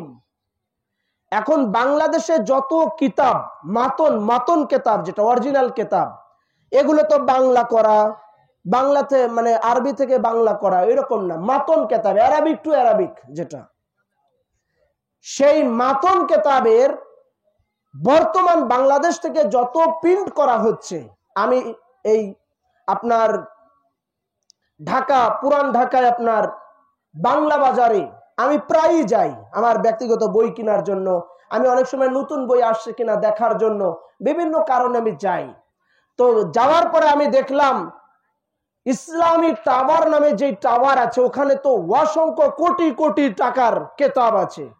এক একটা দোকানে আপনি মনে করেন টাকা ফুরে যাবে, কিতাব শেষ হবে না, এত পরিমাণ, এত পর্যাপ্ত পরিমাণ কিতাব আছে। মিশর প্রিন্ট, ডাবল প্রিন্ট, ভারতের বিভিন্ন ডিস্ট্রিক্ট, রাষ্ট্রের, ওয়ার্ল্ডের প্রিন্টের কিতাব পাওয়া যায়, শুধু দরকার টাকার। আমি যখন কিতাব কিনতে যাই, একবারে আমি প্রায় 1,75,000 টাকার কিতাব কিনলাম। কিতাব কেনার পরে চিটাগাঙে কিতাব কেনার পর লিস্ট করার পরে দেখলাম টাকা শেষ, আমার কিতাব হয় না। আমি যে তালিকা নিয়ে গেছে আমাকে বললো 3 লক্ষ টাকা লাগবে। আমি 1,75,000 টাকার কিতাব কিনলাম, কিছু কিতাব রেখে আসলাম, টাকায় হলো না বলে। তো যে কথা বলছিলাম যে যতগুলো কিতাব এখন বের করে সব কিতাবে হাদিস নাম্বার আগে লিখে দেয়। কারণ হচ্ছে এখন কম্পিউটার বা ল্যাপটপেও যদি আপনি হাদিস নাম্বার লিখে সার্চ দেন ওটা চলে আসে, এই জন্য একটা সুবিধা আছে হাদিস নাম্বার বলা। তো তাবরানি মুজামুল আওসাতের ৪র্থ খণ্ড ২১২ পৃষ্ঠা 4002 নম্বর হাদিসে আছে। ইমাম হাসানি মাজমাউল জাওয়ায়েদে আছেন ৭ম খণ্ড ১১২ পৃষ্ঠার ভিতরে। ইমাম জুরজানি তারিখে জুরজানিতে লিখেছেন ৩৬৯ পৃষ্ঠার ভিতরে। ইমাম জাহাবি মিজানুল ইতিদাদ কিতাবের ৩য় খণ্ড ১৭১ পৃষ্ঠায় লিখেছেন। কি বলছিলাম, আমরা জানি নামাজ, রোজা, হজ, যাকাত এগুলোই হলো আমাদের আগে আসল। আর এই হাদিসে পাকে যেটা শুনবো সেটা উল্টাটা, ওখানে কেউ কথা বলবেন না। কারো যদি কোনো প্রশ্ন থাকে, কথা থাকে, লিখিত আকারে আমার এখানে দিবেন। এই যে কিছু প্রশ্ন এসেছে আমি সবগুলোর উত্তর দিব ইনশাল্লাহ। কোনো আওয়াজ করবেন না, তাড়াতাড়ি শেষ করে দেব ইনশাল্লাহ। আওয়াজ করলে এখানে মুভমেন্ট চেঞ্জ হয়ে যাবে, মাইন্ড অন্যদিকে ডাইভার্ট হয়ে যাবে। তো আন জাবের ইবনে আব্দুল্লাহ আনসারী قال خطبنا رسول الله صلى الله عليه وسلم فسمعت وهو يقول يا ايها الناس من ابغضنا اهل البيت حشر الله يوم القيامه يهوديا فقالت يا رسول الله صلى الله عليه وسلم وان صام وصلى। মারাত্মক হাদিসে পাক। দেখেন কি বললেন, জাবের ইবনে আব্দুল্লাহ আনসারী রওয়ায়াত করেছেন খতাবনা রাসূলুল্লাহ সাল্লাল্লাহু আলাইহি ওয়াসাল্লাম, রাসূল পাককে একবার ভাষণ দিতে শুনলাম। কি দিতে শুনলাম? কথা বলেন, ভাষণ দিতে শুনলাম। রাসূলুল্লাহ বলেন ইয়া আইয়ুহান নাস, হে মানব জাতি, হে মানব জাতি, হে মানব সম্প্রদায়। আল্লাহ রসুল বললেন না ইয়া আইয়ুহাল্লাযীনা আমানু, হে ঈমানদারেরা, হে নামাজিরা, হে রোজাদাররা, ইয়া আইয়ুহাল মুসলিমুন, হে মুসলমানেরা। এটা কি বলেছেন? কি বলেছেন? ইয়া আইয়ুহান নাস, হে মানব জাতি। এনে কি লঙ্গরখানা চলতেছে? আমরাও খেয়ে আসি, তাহলে বন্ধ করে দিয়ে আমরা খেয়ে আসি, আবার করবো না। কি বলেন? কি বলেন? ইয়া আইয়ুহান নাস, হে মানব জাতি। আপনার আমির ভাইয়ের সাথে কথা ছিল কি প্যাকেট করবে, সবাইকে একবারে লাস্টে দিয়ে দিবে। হ্যাঁ, তো ওইটা শুনেছিলাম যাতে ওয়াজের কোনো ব্যাঘাত না ঘটে। এবং আমির ভাই বলছে মাগরিবের আগে রান্না হয়ে যাবে, আমিও মিলাদে বসে থাকবো। ওনাকে তো দেখতেছেন, ওনারা চেয়ার দিয়ে পাশে বসায় রাখেন, চেয়ার নিয়ে এনে বসে থাকেন। কি বললাম? ইয়া আইয়ুহান নাস, হে মানব জাতি। হে মানব জাতি মানে মানুষের মধ্যে মুসলমানও থাকবে, হিন্দু থাকবে, খ্রিস্টানও থাকবে, বৌদ্ধও থাকবে, মুল্লা থাকবে, মৌলবী থাকবে, হাফেজে কোরআন থাকবে, কারি থাকবে, মুফতি থাকবে। নাকি এনারা মানুষের বাইরে? এনারা মানুষ। তো ইয়া আইয়ুহান নাস, হে মানব জাতি। কি বলে? মান আবগাদানা আহলাল বাইতি, যদি কোনো একজন আমার আহলে বাইতের বিদ্বেষ নিয়ে মারা যায়। বলেন হে লোক সকল, হে মানব জাতি, তোমাদের মধ্যে কেউ যদি মান আবগাদানা, মান কেউ, আবগাদানা দুশমন, আহলাল বাইতি আমার আহলে বাইতের। রাসূল বলেছেন আমার আহলে বাইতের দুশমনে নিয়ে যদি কেউ মারা যায়, হাশারাল্লাহু, কিয়ামতের দিন তার হাসর হবে, ইয়াউমাল কিয়ামতি, কিয়ামতের দিন, ইহুদিয়ান, ইহুদিদের সাথে। মারাত্মক কথা বললেন না? কি বললেন? যে আমার আহলে বাইতের দুশমনে নিয়ে যদি কেউ মারা যায়। তো আহলে বাইত কারা?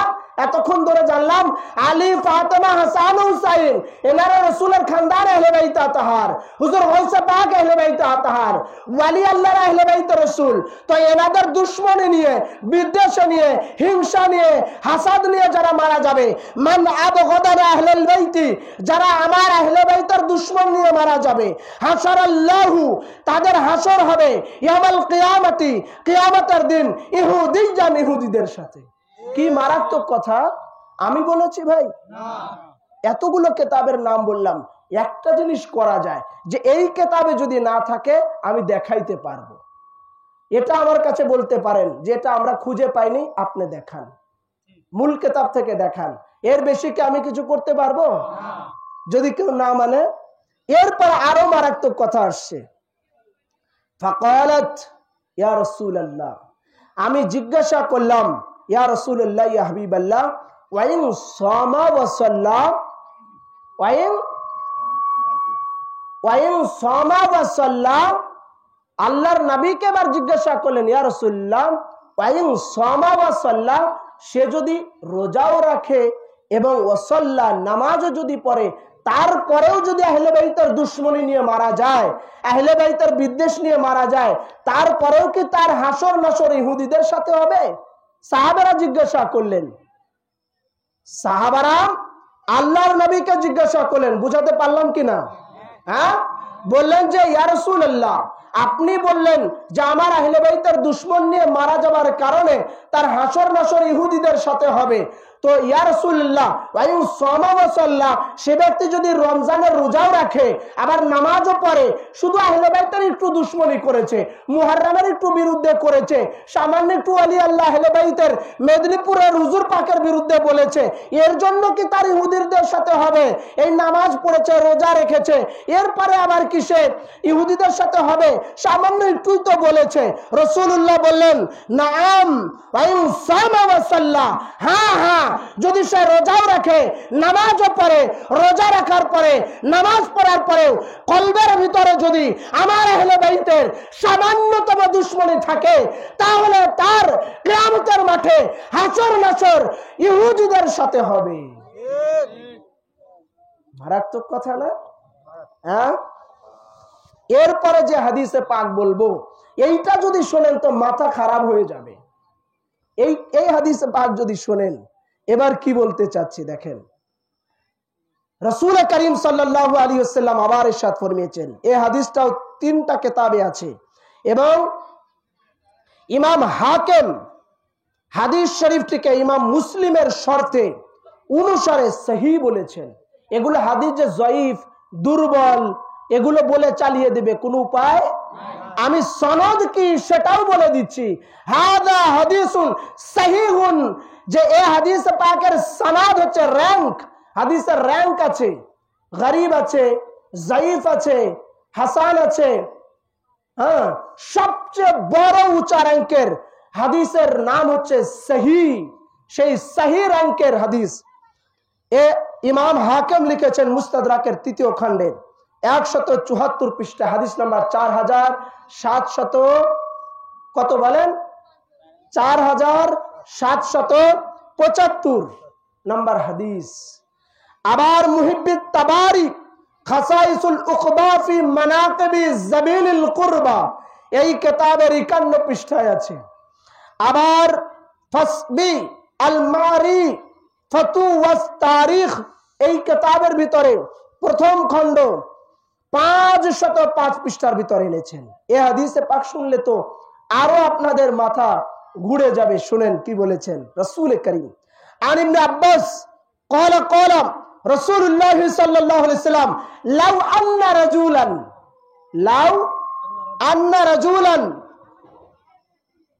সাফি বাইনাল সাফা বাইনার রুকনে ওয়াল মাকাম ওয়া সাল্লা ওয়া সামা সুম্মা লাকিয়াল্লাহু ওয়া হুয়া মুবগিদ আহলাল বাইতি মুহাম্মাদিন দাখালান নার। পুরো হাদিসে পাক। এবার শুনুন, ধরেন আমাদের পাবনা ডিস্ট্রিক্ট থেকে 100 জন লোক হজে গেছেন। আমাদের এই গ্রাম থেকে, পাবনার সুজানগর থেকে 10 জন গিয়েছেন একটা কাফেলা, এ পাড়া ও পাড়া মিলে 10 জন গিয়েছেন একটা কাফেলা। যাবার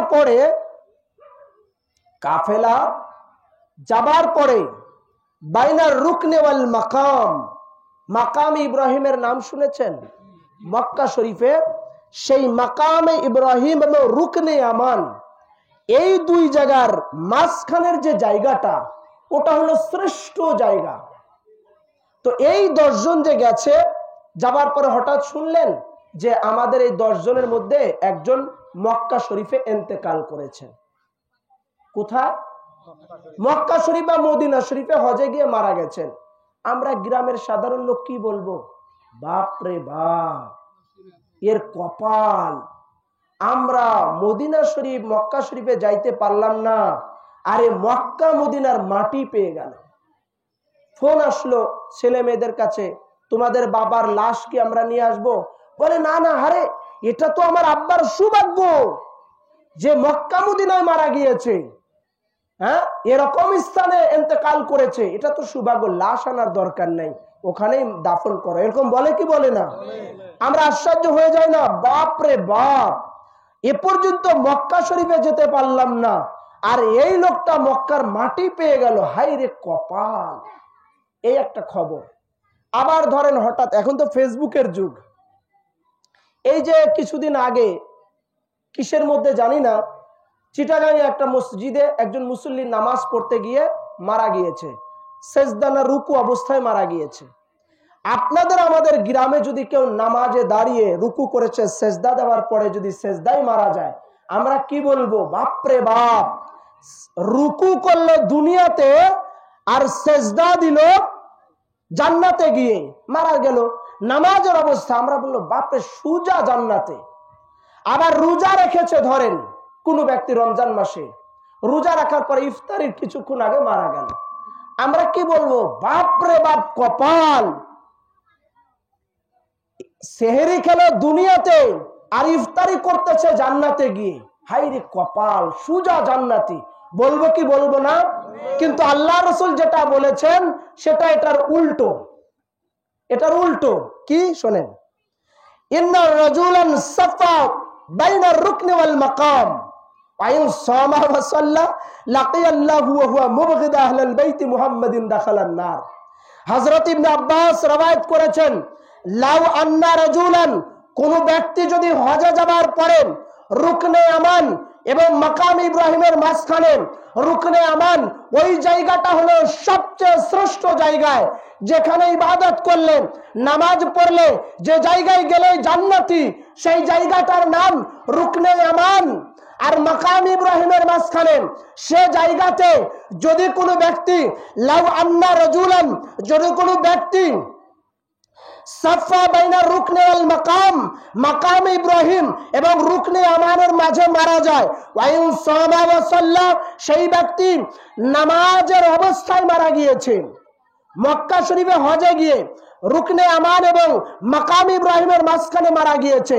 শুধু মারা গিয়েছে তাই নয়, ওয়াইন সামা ওয়া সাল্লা, এবং সে নামাজ পড়তেছিল ওই জায়গায় দাঁড়িয়ে। চিন্তা করা যায়, সে নামাজ পড়তেছিল, আবার সে রোজাও সেদিন রেখেছিল, রোজা রাখা অবস্থায়, নামাজে দাঁড়ানো অবস্থায়, রুকনে আমান আর মাকামে ইব্রাহিমের মাঝখানে যদি মারা যায়, রাসূলুল্লাহ বলেছেন লাকিয়াল্লাহু, লাকিয়াল্লাহু, শোনো, ওয়া হুয়া মুবগিদান, সেই ব্যক্তি যদি মুবগিদান আহলাল বাইত মুহাম্মাদান, আমার আহলে বাইতের প্রতি, আমি রাসূল পাকের খানদানের প্রতি, ইকরাতের প্রতি, আহলে বাইতের প্রতি, আলী ফাতেমা হাসান ও হুসাইনের প্রতি সামান্য কিঞ্চিত পরিমাণ যদি দুশমনী থাকে, এই নামাজ রোজা রাখা অবস্থায়, নামাজ দাঁড়িয়ে পড়া অবস্থায়, মাকামে আমান, রুকনে আমান ও মাকামে ইব্রাহিমের মাঝখানে দাঁড়িয়ে নামাজ পড়া অবস্থায় যদি মারা যায়,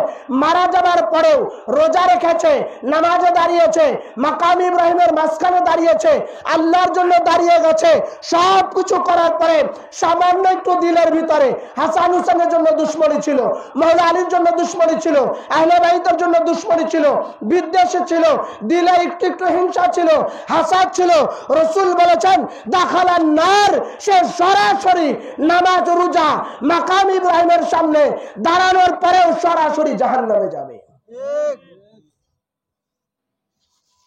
ভয় লাগছে? আসতে বললেন যে, না বুঝতে পারেন নাই? রুকনে আমান আর মাকাম ইব্রাহিমের মাঝে নামাজ পড়তেছে, আল্লাহু আকবার, রোজাও আছে, গেছে কোথায়? মক্কায়। কোথা থেকে গেছে? বাংলাদেশ থেকে, পাকিস্তান থেকে, ইউরোপ থেকে, লন্ডন থেকে, কানাডা থেকে, ভারত থেকে, যেখান থেকে যাক, মক্কাতুল মুকাররমায় মাকাম ইব্রাহিম আর রুকনে আমানের মাঝখানে নামাজে দাঁড়িয়েছে। আবার কি রোজা আছে, নামাজ আছে, রুকনে আমানের মাঝখানে দাঁড়িয়ে গেছেন নামাজে।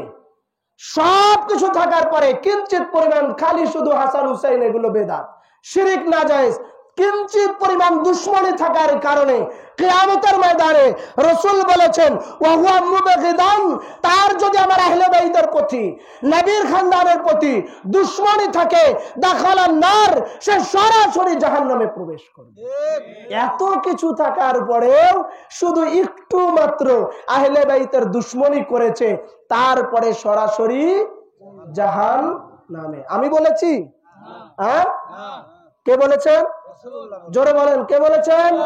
আরেকটু আওয়াজ হয় না, কে বলেছেন? কিতাবের নাম আগেই বলেছি। এবার আসেন প্র্যাকটিক্যাল একটা জিনিস। কারবালাতে ইয়াজিদের লস্কর ছিল কত হাজার? 22,000, মতান্তরে 30,000। আর ইমাম হুসাইনের পক্ষ ছিলেন কতজন? 72 জন শহীদ হয়েছেন। কোথায় 72 জন আর কোথায় 30,000? ওই যে 30,000 শূন্য, তার ভিতরে আপনাদের জানা থাকলে নিশ্চয়, আমার থেকে অনেক বড় বড় দানেশ্বর এখানে বসে আছেন, অনেক জাননেওয়ালা, আমার থেকে অনেক স্টাডি করেন, অনেক জানেন, আমার থেকে বেশি জ্ঞান রাখেন, হয়তো বা এখানে থাকেন বা আছেন। বলেন তো আপনাদের অ্যানালাইসিসের জায়গা থেকে যে কারবালায় 30,000 শূন্য যারা ইমাম হুসাইনকে শহীদ করতে এসেছিল, তারা কি কেউ হিন্দুর ছেলে ছিল? বৌদ্ধর ছেলে ছিল? খ্রিস্টানের ছেলে ছিল? অমুসলিম ছিল? 30,000 লোকই কিন্তু মুসলমান ছিল, সাহাবী ছিল, নামাজি ছিল, রোজাদার ছিল, জুবানে আল্লাহর জিকির ছিল, হাতে তাসবিহ ছিল। ইমাম হুসাইনের তাবুতে আজান হয়েছে। লস্করে ইয়াজিদ যে 30,000 শূন্য, তাদের বস্তিতেও আজান হয়েছে, নামাজ হয়েছে, একামাত হয়েছে। আরে শুধু কি ভাই নামাজ? 10ই মুহররমে ইমাম হুসাইন আলাইহিস সালামকে যখন শহীদ করতেছে, এই সীমার গলা ছুরি চালানো দেরি হয়ে যাচ্ছে, তো উবাইদুল্লাহ ইবনে জিয়াদ এলান করতেছে, আরে এত দেরি হয় কেন? ইমাম হুসাইনের গলা কেটে নিয়ে আসো, আসরের নামাজের ওয়াক্ত হয়ে যাচ্ছে, আমরা আজান দিয়ে আসরের নামাজ পড়ব। তাহলে কত বড় নামাজি চিন্তা করেন। হ্যাঁ, চারটেখানি কথা। আজকাল বলে না, আরে নামাজের সময় হয়ে গেছে, সব বাদ দাও, আগে নামাজ পড়েনি। ভ্যান চলছে, গাড়ি চলছে, দাঁড় করিয়ে দেয়, আরে আজান দিচ্ছে, নামাজ পড়েনি। আছে না? কারবালাতেও তারা বলেছিল, আরে আসরের আজানের টাইম হয়ে যাচ্ছে, ওয়াক্ত হয়ে যাচ্ছে, তাড়াতাড়ি ইমাম হুসাইনের মাথা কেটে নিয়ে আসো, আমরা আজান দিয়ে আসরের নামাজ আদা করব। সত্যিই তাই, আসরের নামাজের জন্য তড়ি ঘরে করে ইমাম হুসাইনের গলা কেটে নিয়ে এসে তারা বল্লমের আগায় গেথে, যাই নামাজের সামনে গেথে তারা আসরের নামাজ আদা করলো। আরে নামাজের মধ্যে পড়লো আল্লাহুম্মা সাল্লি আলা মুহাম্মাদ ওয়া আলা আলি মুহাম্মাদ, আল্লাহ দুরূদ পাঠাও নবী আর নবীর বংশধরের উপরে। অথচ জিন্দা নামাজ ইমাম হুসাইনকে কুরবানি করে মুর্দা নামাজ আদা করতেছিল। নারে হুসাইন, ইয়া হুসাইন, শহীদে কারবালা, শোকে কারবালা। জিন্দা নামাজকে কুরবানি করে মুর্দা নামাজ পড়তেছে, আর নামাজে জানাদের জন্য দুরূদ পাঠাচ্ছে। সেই ইমাম হুসাইনকে তো শাহাদাত করে শহীদ করে সার লুকিয়ে রেখেছে, ঝুলিয়ে রেখেছে। তো ভাই, এখানে এই জন্য আল্লাহ রাসূল বললেন, কারবালাতে 30,000 শূন্য, একজনও হিন্দুর ছেলে ছিল না, বৌদ্ধর ছেলে ছিল না, খ্রিস্টানের ছেলে ছিল না, মুসলমান ছিল না, সবাই সাহাবা ছিল, নামাজি ছিল, রোজাদার ছিল। তাই ওই ধরনের লোকের সব ইবাদত থাকার পরেও শুধু ইমাম হুসাইনের প্রতি মুহাব্বত ছিল না। তাই গলা কাটতে পারলো, ঘোড়া চালাইতে পারলো, লাশ মুবারকের উপর দিয়ে ঘোড়া চালিয়ে দিল, শুধুমাত্র মুহাব্বত ছিল না। আর এই 71 জনের ইমাম হুসাইনের প্রতি মুহাব্বত ছিল বলে নিজের জান মালকে ইমাম হুসাইনের জন্য কুরবান করে দিল। সব ছিল ওদের, নামাজ ছিল, রোজা ছিল, হজ ছিল, জাকাত ছিল। আবার ইমাম হুসাইনের পক্ষে যারা ছিলেন ওনাদেরও নামাজ ছিল, রোজা ছিল, হজ ছিল, জাকাত ছিল। শুধু ইমাম হুসাইনের যারা দুশমন তাদের ভিতরে ইমাম হুসাইনের মুহাব্বতটা ছিল না। আর যারা ইমাম হুসাইনের মুহাব্বতের কাতারে ছিলেন তাদের ভিতরে ইমাম হুসাইনের মুহাব্বত ভালোবাসা ছিল, যার কারণে তারা জান্নাতি হয়ে গেল আর ওরা লানাতুল্লাহ হয়ে গেল। 30,000 শূন্য। এই জন্য রাসূলুল্লাহ বলেছেন, আপনি আশ্চর্য হয়ে যাচ্ছেন, মাথা ঘুরে যাচ্ছে যে মক্কাতুল মুকাররমায় গিয়েছে, খানায় কাবা জিয়ারতে গিয়েছে, হজ করতেছে, রুকনে আমানের মাকামের সামনে নামাজ পড়তেছে, তারপরে রোজা আছে, এত কিছু থাকার পরেও তারা রোজা রাখছে, নামাজ পড়ছে, মাকাম ইব্রাহিমে দাঁড়িয়ে নামাজ পড়তেছে। এত কিছুর পরেও শুধু লাউ ওয়া হুয়া মুবগিদান আহলুল বাইত মুহাম্মাদিন, শুধু মুহাম্মদের রাসূলুল্লাহ সাল্লাল্লাহু আলাইহি ওয়াসাল্লামের আহলে বাইতের দুশমনী থাকার কারণে সে জাহান্নামে প্রবেশ করবে।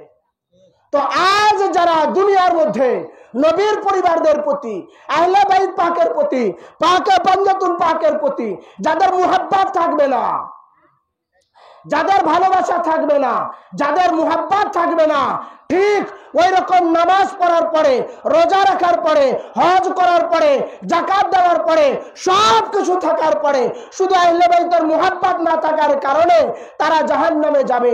অনুরূপ ভাবে নামাজ, রোজা, হজ, যাকাত সব কিছুর আগে নবীর আহলে বাইত খানদানের মুহাব্বত অন্তরে থাকতে হবে। যখন নিজের আহলে বাইতের, রাসূলের আহলে বাইতের মুহাব্বত নিজের অন্তরে থাকবে তো নামাজ পড়বেন, ইবাদত আল্লাহর দরবারে কবুল হয়ে যাবে। রোজা রাখবেন তো আল্লাহর দরবারে কবুল হবে, হজ করবেন তো আল্লাহর দরবারে কবুল হবে, যাকাত দিবেন তো কবুল হয়ে যাবে, ইবাদত করবেন তো আল্লাহর বারগাহতে পৌঁছে যাবে। নইলে আল্লাহর দরবারে পৌঁছাবে না। ফাওয়াইলুল লিল মুসাল্লিন, কিয়ামতের দিন এক শ্রেণীর নামাজি তাদেরকে জাহান্নামে নিয়ে যাবে। নামাজি বলবে চল আমার সাথে সাথে জাহান্নামে, নামাজে জাহান্নামে নিয়ে যাবে, নামাজ পড়ার পরেও জাহান্নামে যাবে। তো ভাই রাসূলুল্লাহ কি বললেন যে আল্লাহ রাসূল কি বললেন যে আমার করাবাদার আহলে বাইতের মাওয়াদ্দাত চাই। কুল্লা আসআলুকুম আলাইহি আজরান ইল্লাল মাওয়াদ্দাতা ফিল কুরবা। তো এইটা বললেন যে আমার কুরাবাদার, আমার খানদান, আমার আহলে বাইত তাহার এনাদের মাওয়াদ্দাত চাই। নামাজ, রোজা, হজ, যাকাত এগুলো পাওয়ার পরে আনসারীরা রাসূলে পাককে মদিনা শরীফে কি দিতে চাইছিলেন? ঘর বাড়ি, টাকা পয়সা। আল্লাহ পাক বললেন না, এগুলো তোমাদের কাছে চাই না, চাই শুধু মাওয়াদ্দাত, আমার খানদান, আমার ইতরাত, আমার কুরবা, আলে মুহাম্মাদের মাওয়াদ্দাত চাই। সেই মাওয়াদ্দাত হলো ভালোবাসা, সেই মাওয়াদ্দাত হলো অন্তরের অন্তরস্থল থেকে মুহাব্বত করা ভালোবাসা। সেই ভালোবাসা আল্লাহ আল্লাহ রসুল চেয়ে নিয়েছেন, আল্লাহ আল্লাহ রসুল সেই ভালোবাসা চেয়ে নিয়েছেন, সেই মুহাব্বত চেয়ে নিয়েছেন, সেই মাওয়াদ্দাত চেয়ে নিয়েছেন। ওই মাওয়াদ্দাত যদি আপনি আমি রেখে যেতে পারি তাহলে দুনিয়া ও আখিরাত আপনার আমার জন্য কামিয়াব। নইলে যদি আপনি আমি রসুলের খানদান, রসুলের পরিবার, রসুলের আহলে বাইতকে মুহাব্বত ভালোবাসা না রাখি তাহলে আপনার আমার ইবাদত আল্লাহর বারগাহতে পৌঁছাবে না, কবুল হবে না। এই জন্য সমস্ত কিছুর মূলে হচ্ছে নবী পাকের আহলে বাইতের মুহাব্বত ভালোবাসা। এনাদের মুহাব্বত ও ভালোবাসার নামই হলো ঈমান। ইনাদের মুহাব্বত ও ভালোবাসা রাখার পরে, ভালোবাসা রাখার পরে যত ইবাদত করবেন সব ইবাদত আল্লাহর দরবারে কবুল হয়ে যাবে।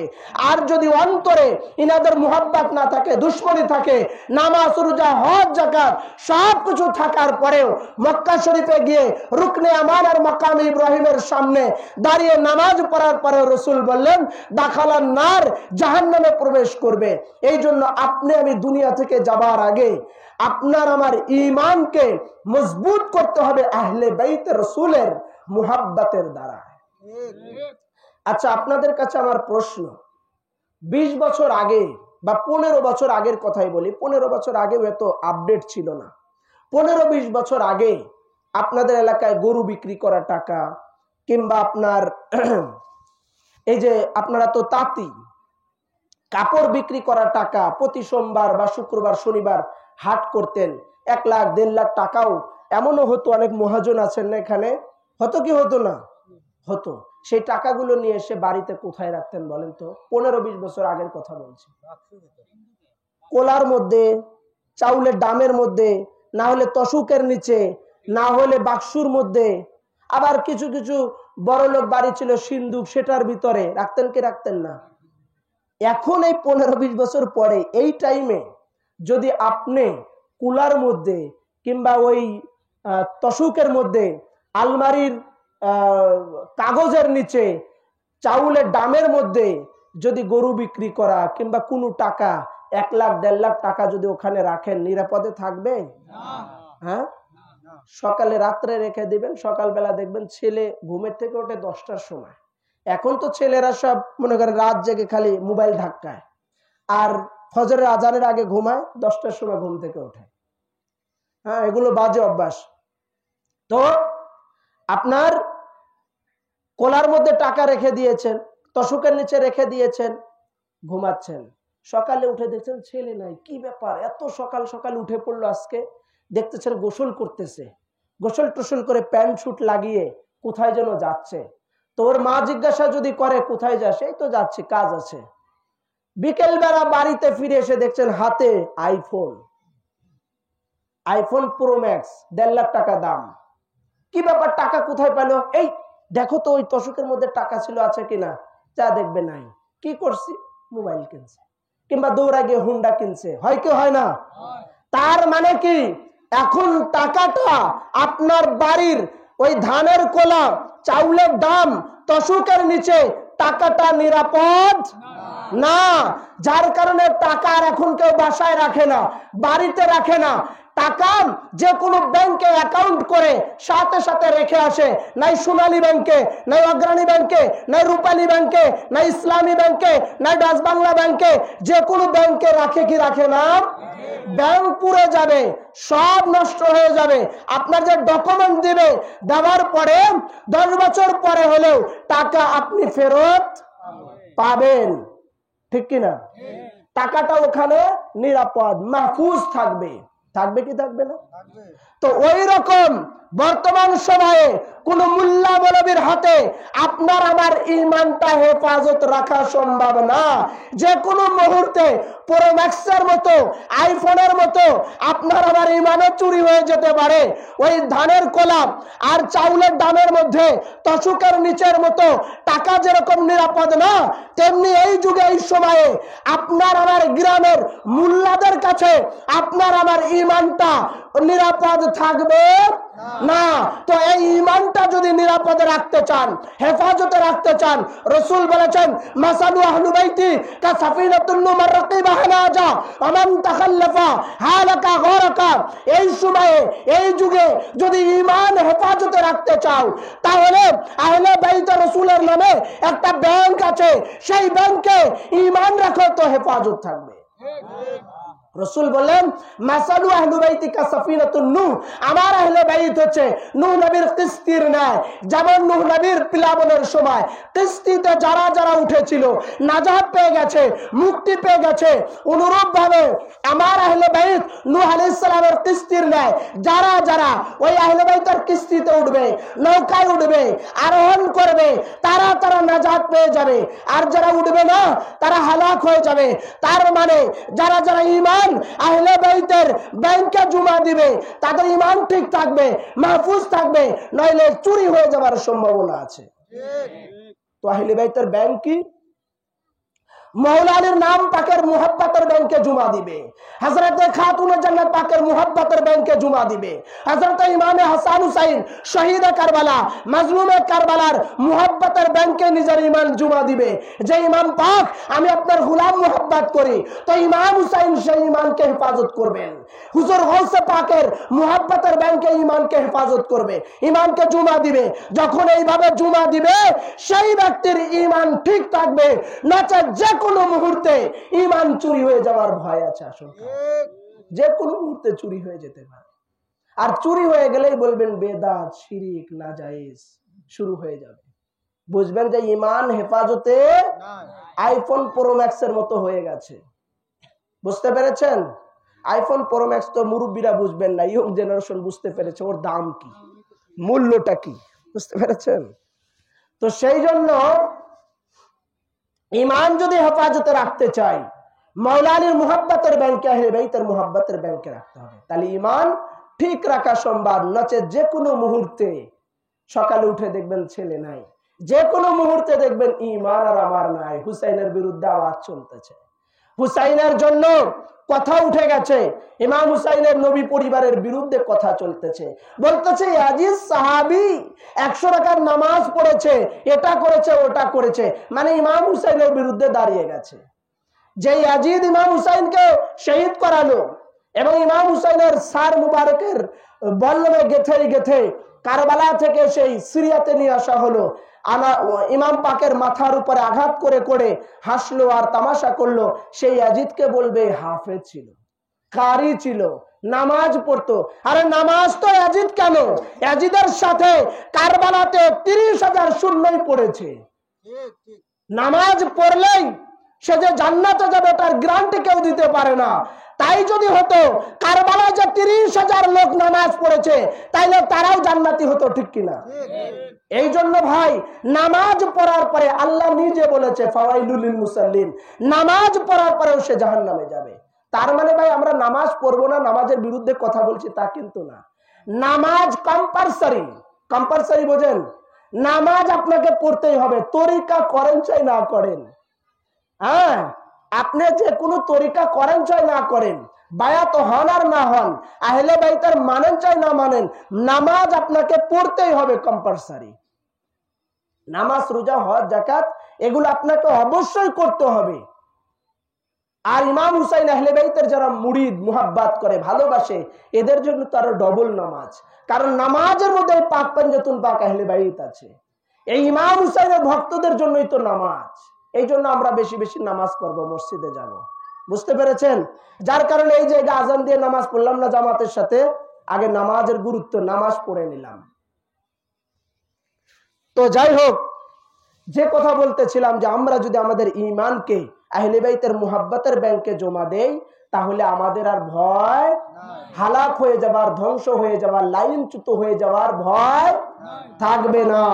আর যদি এইগুলো না করি তাহলে যে কোনো মুহূর্তে আপনার আমার হুসুট খেতে পারি, ঈমান চলে যেতে পারে। আল্লাহ পাক আপনাকে আমাকে তৌফিক আতা করুক, যেন আল্লাহ রাব্বুল আলামিন আপনাকে আমাকে তৌফিক আতা করুক যেন আমরা সবাই এই আহলে বাইতের গোলামি করে সেই আহলে বাইত হাসান হুসাইনের আওলাদ পাক আমাদের মেদিনীপুর দরবার শরীফের আকা মাওলানা হুজুর পাক আবু কিবলা এনাদের গোলামি করে, পায়রুবি করে, মুহাব্বত করে, ভালোবেসে দুনিয়া থেকে যেতে পারি। সকলে বলি আমিন। এখানে 7টা প্রশ্ন লিখেছেন, প্রশ্নটা এগুলো কে দিয়েছেন? আছেন এখানে? না, এখানে আছেন নাকি? না না, বসে। আসলে প্রশ্ন যারা দিয়েছেন, না প্রশ্ন যারা দিয়েছেন, প্রশ্নকারী যদি এখানে উপস্থিত না থাকে, আমি উত্তর দিয়ে চলে গেলাম, তার তো এটা জানা হলো না, আর আমি ভুল উত্তর দিলাম কি সঠিক উত্তর দিলাম সে তো বুঝতে পারবে না, কি বলেন? আর এখানে থাকলে সামনে এসে বসতো, তার সিকিউরিটির দায়িত্ব আমার, আমাদের এখানকার লোক কেউ কিছু বলবে না। আমি উত্তর দিব, সে এখানে শুনবে, শোনার পরে সে ইতমিনান যতক্ষণ না হবে আমি ততক্ষণ বলবো, ততক্ষণ আমি বলবো, বুঝাবো। যখন বলবে যে আমি বুঝতে পেরেছি তখন আমি ছেড়ে দিব, আর ডকুমেন্টারি আমি উত্তর দিব। আর যদি আপনার এখানে না থাকে, আমি বলে গেলাম, মানে শুনলো না, বুঝলো কি বুঝলো না, তাতে তো আমার উত্তর দেওয়াটা বেকার হয়ে যাবে। এতগুলো মানুষ দূর দূরান্ত থেকে আসছে, ওনারা চলে যাবে, এই ধৈর্যটা থাকবে না। যদি যেহেতু প্রশ্নকারী নাই সেহেতু আমি উত্তর দিতে চাচ্ছি না, প্রশ্নকারী থাকলে আমি অবশ্যই উত্তর দিতাম। আর যেগুলো প্রশ্ন লিখেছেন অনেক সুন্দর লিখেছেন, প্রশ্ন লেখা ভালো, প্রশ্ন কোনো খারাপ কিছু না। একজনের প্রশ্ন দেওয়ার দ্বারাই 10 জন জানতে পারেন। আপনার আমার মনে অনেক প্রশ্ন থাকতে পারে, দেখা যায় আমরা ভয়ে দেই না, অনেক সময় লজ্জায় দেই না, কিন্তু অন্য কেউ দেয়, সেটার দ্বারাই দেখা যায় যে আরো 10 জন ক্লিয়ার হয়ে যায়, জেনে যায়। তো প্রশ্ন দেওয়া খারাপ কিছু না, এটা ভালো গুণ। তবে সে নাই যেহেতু, ওই জন্য আর উত্তর দিচ্ছি না। কিয়াম পাক করুন। মাতাম হুজারি আহলে বাইতে ওয়াক্তে সালাম হয়।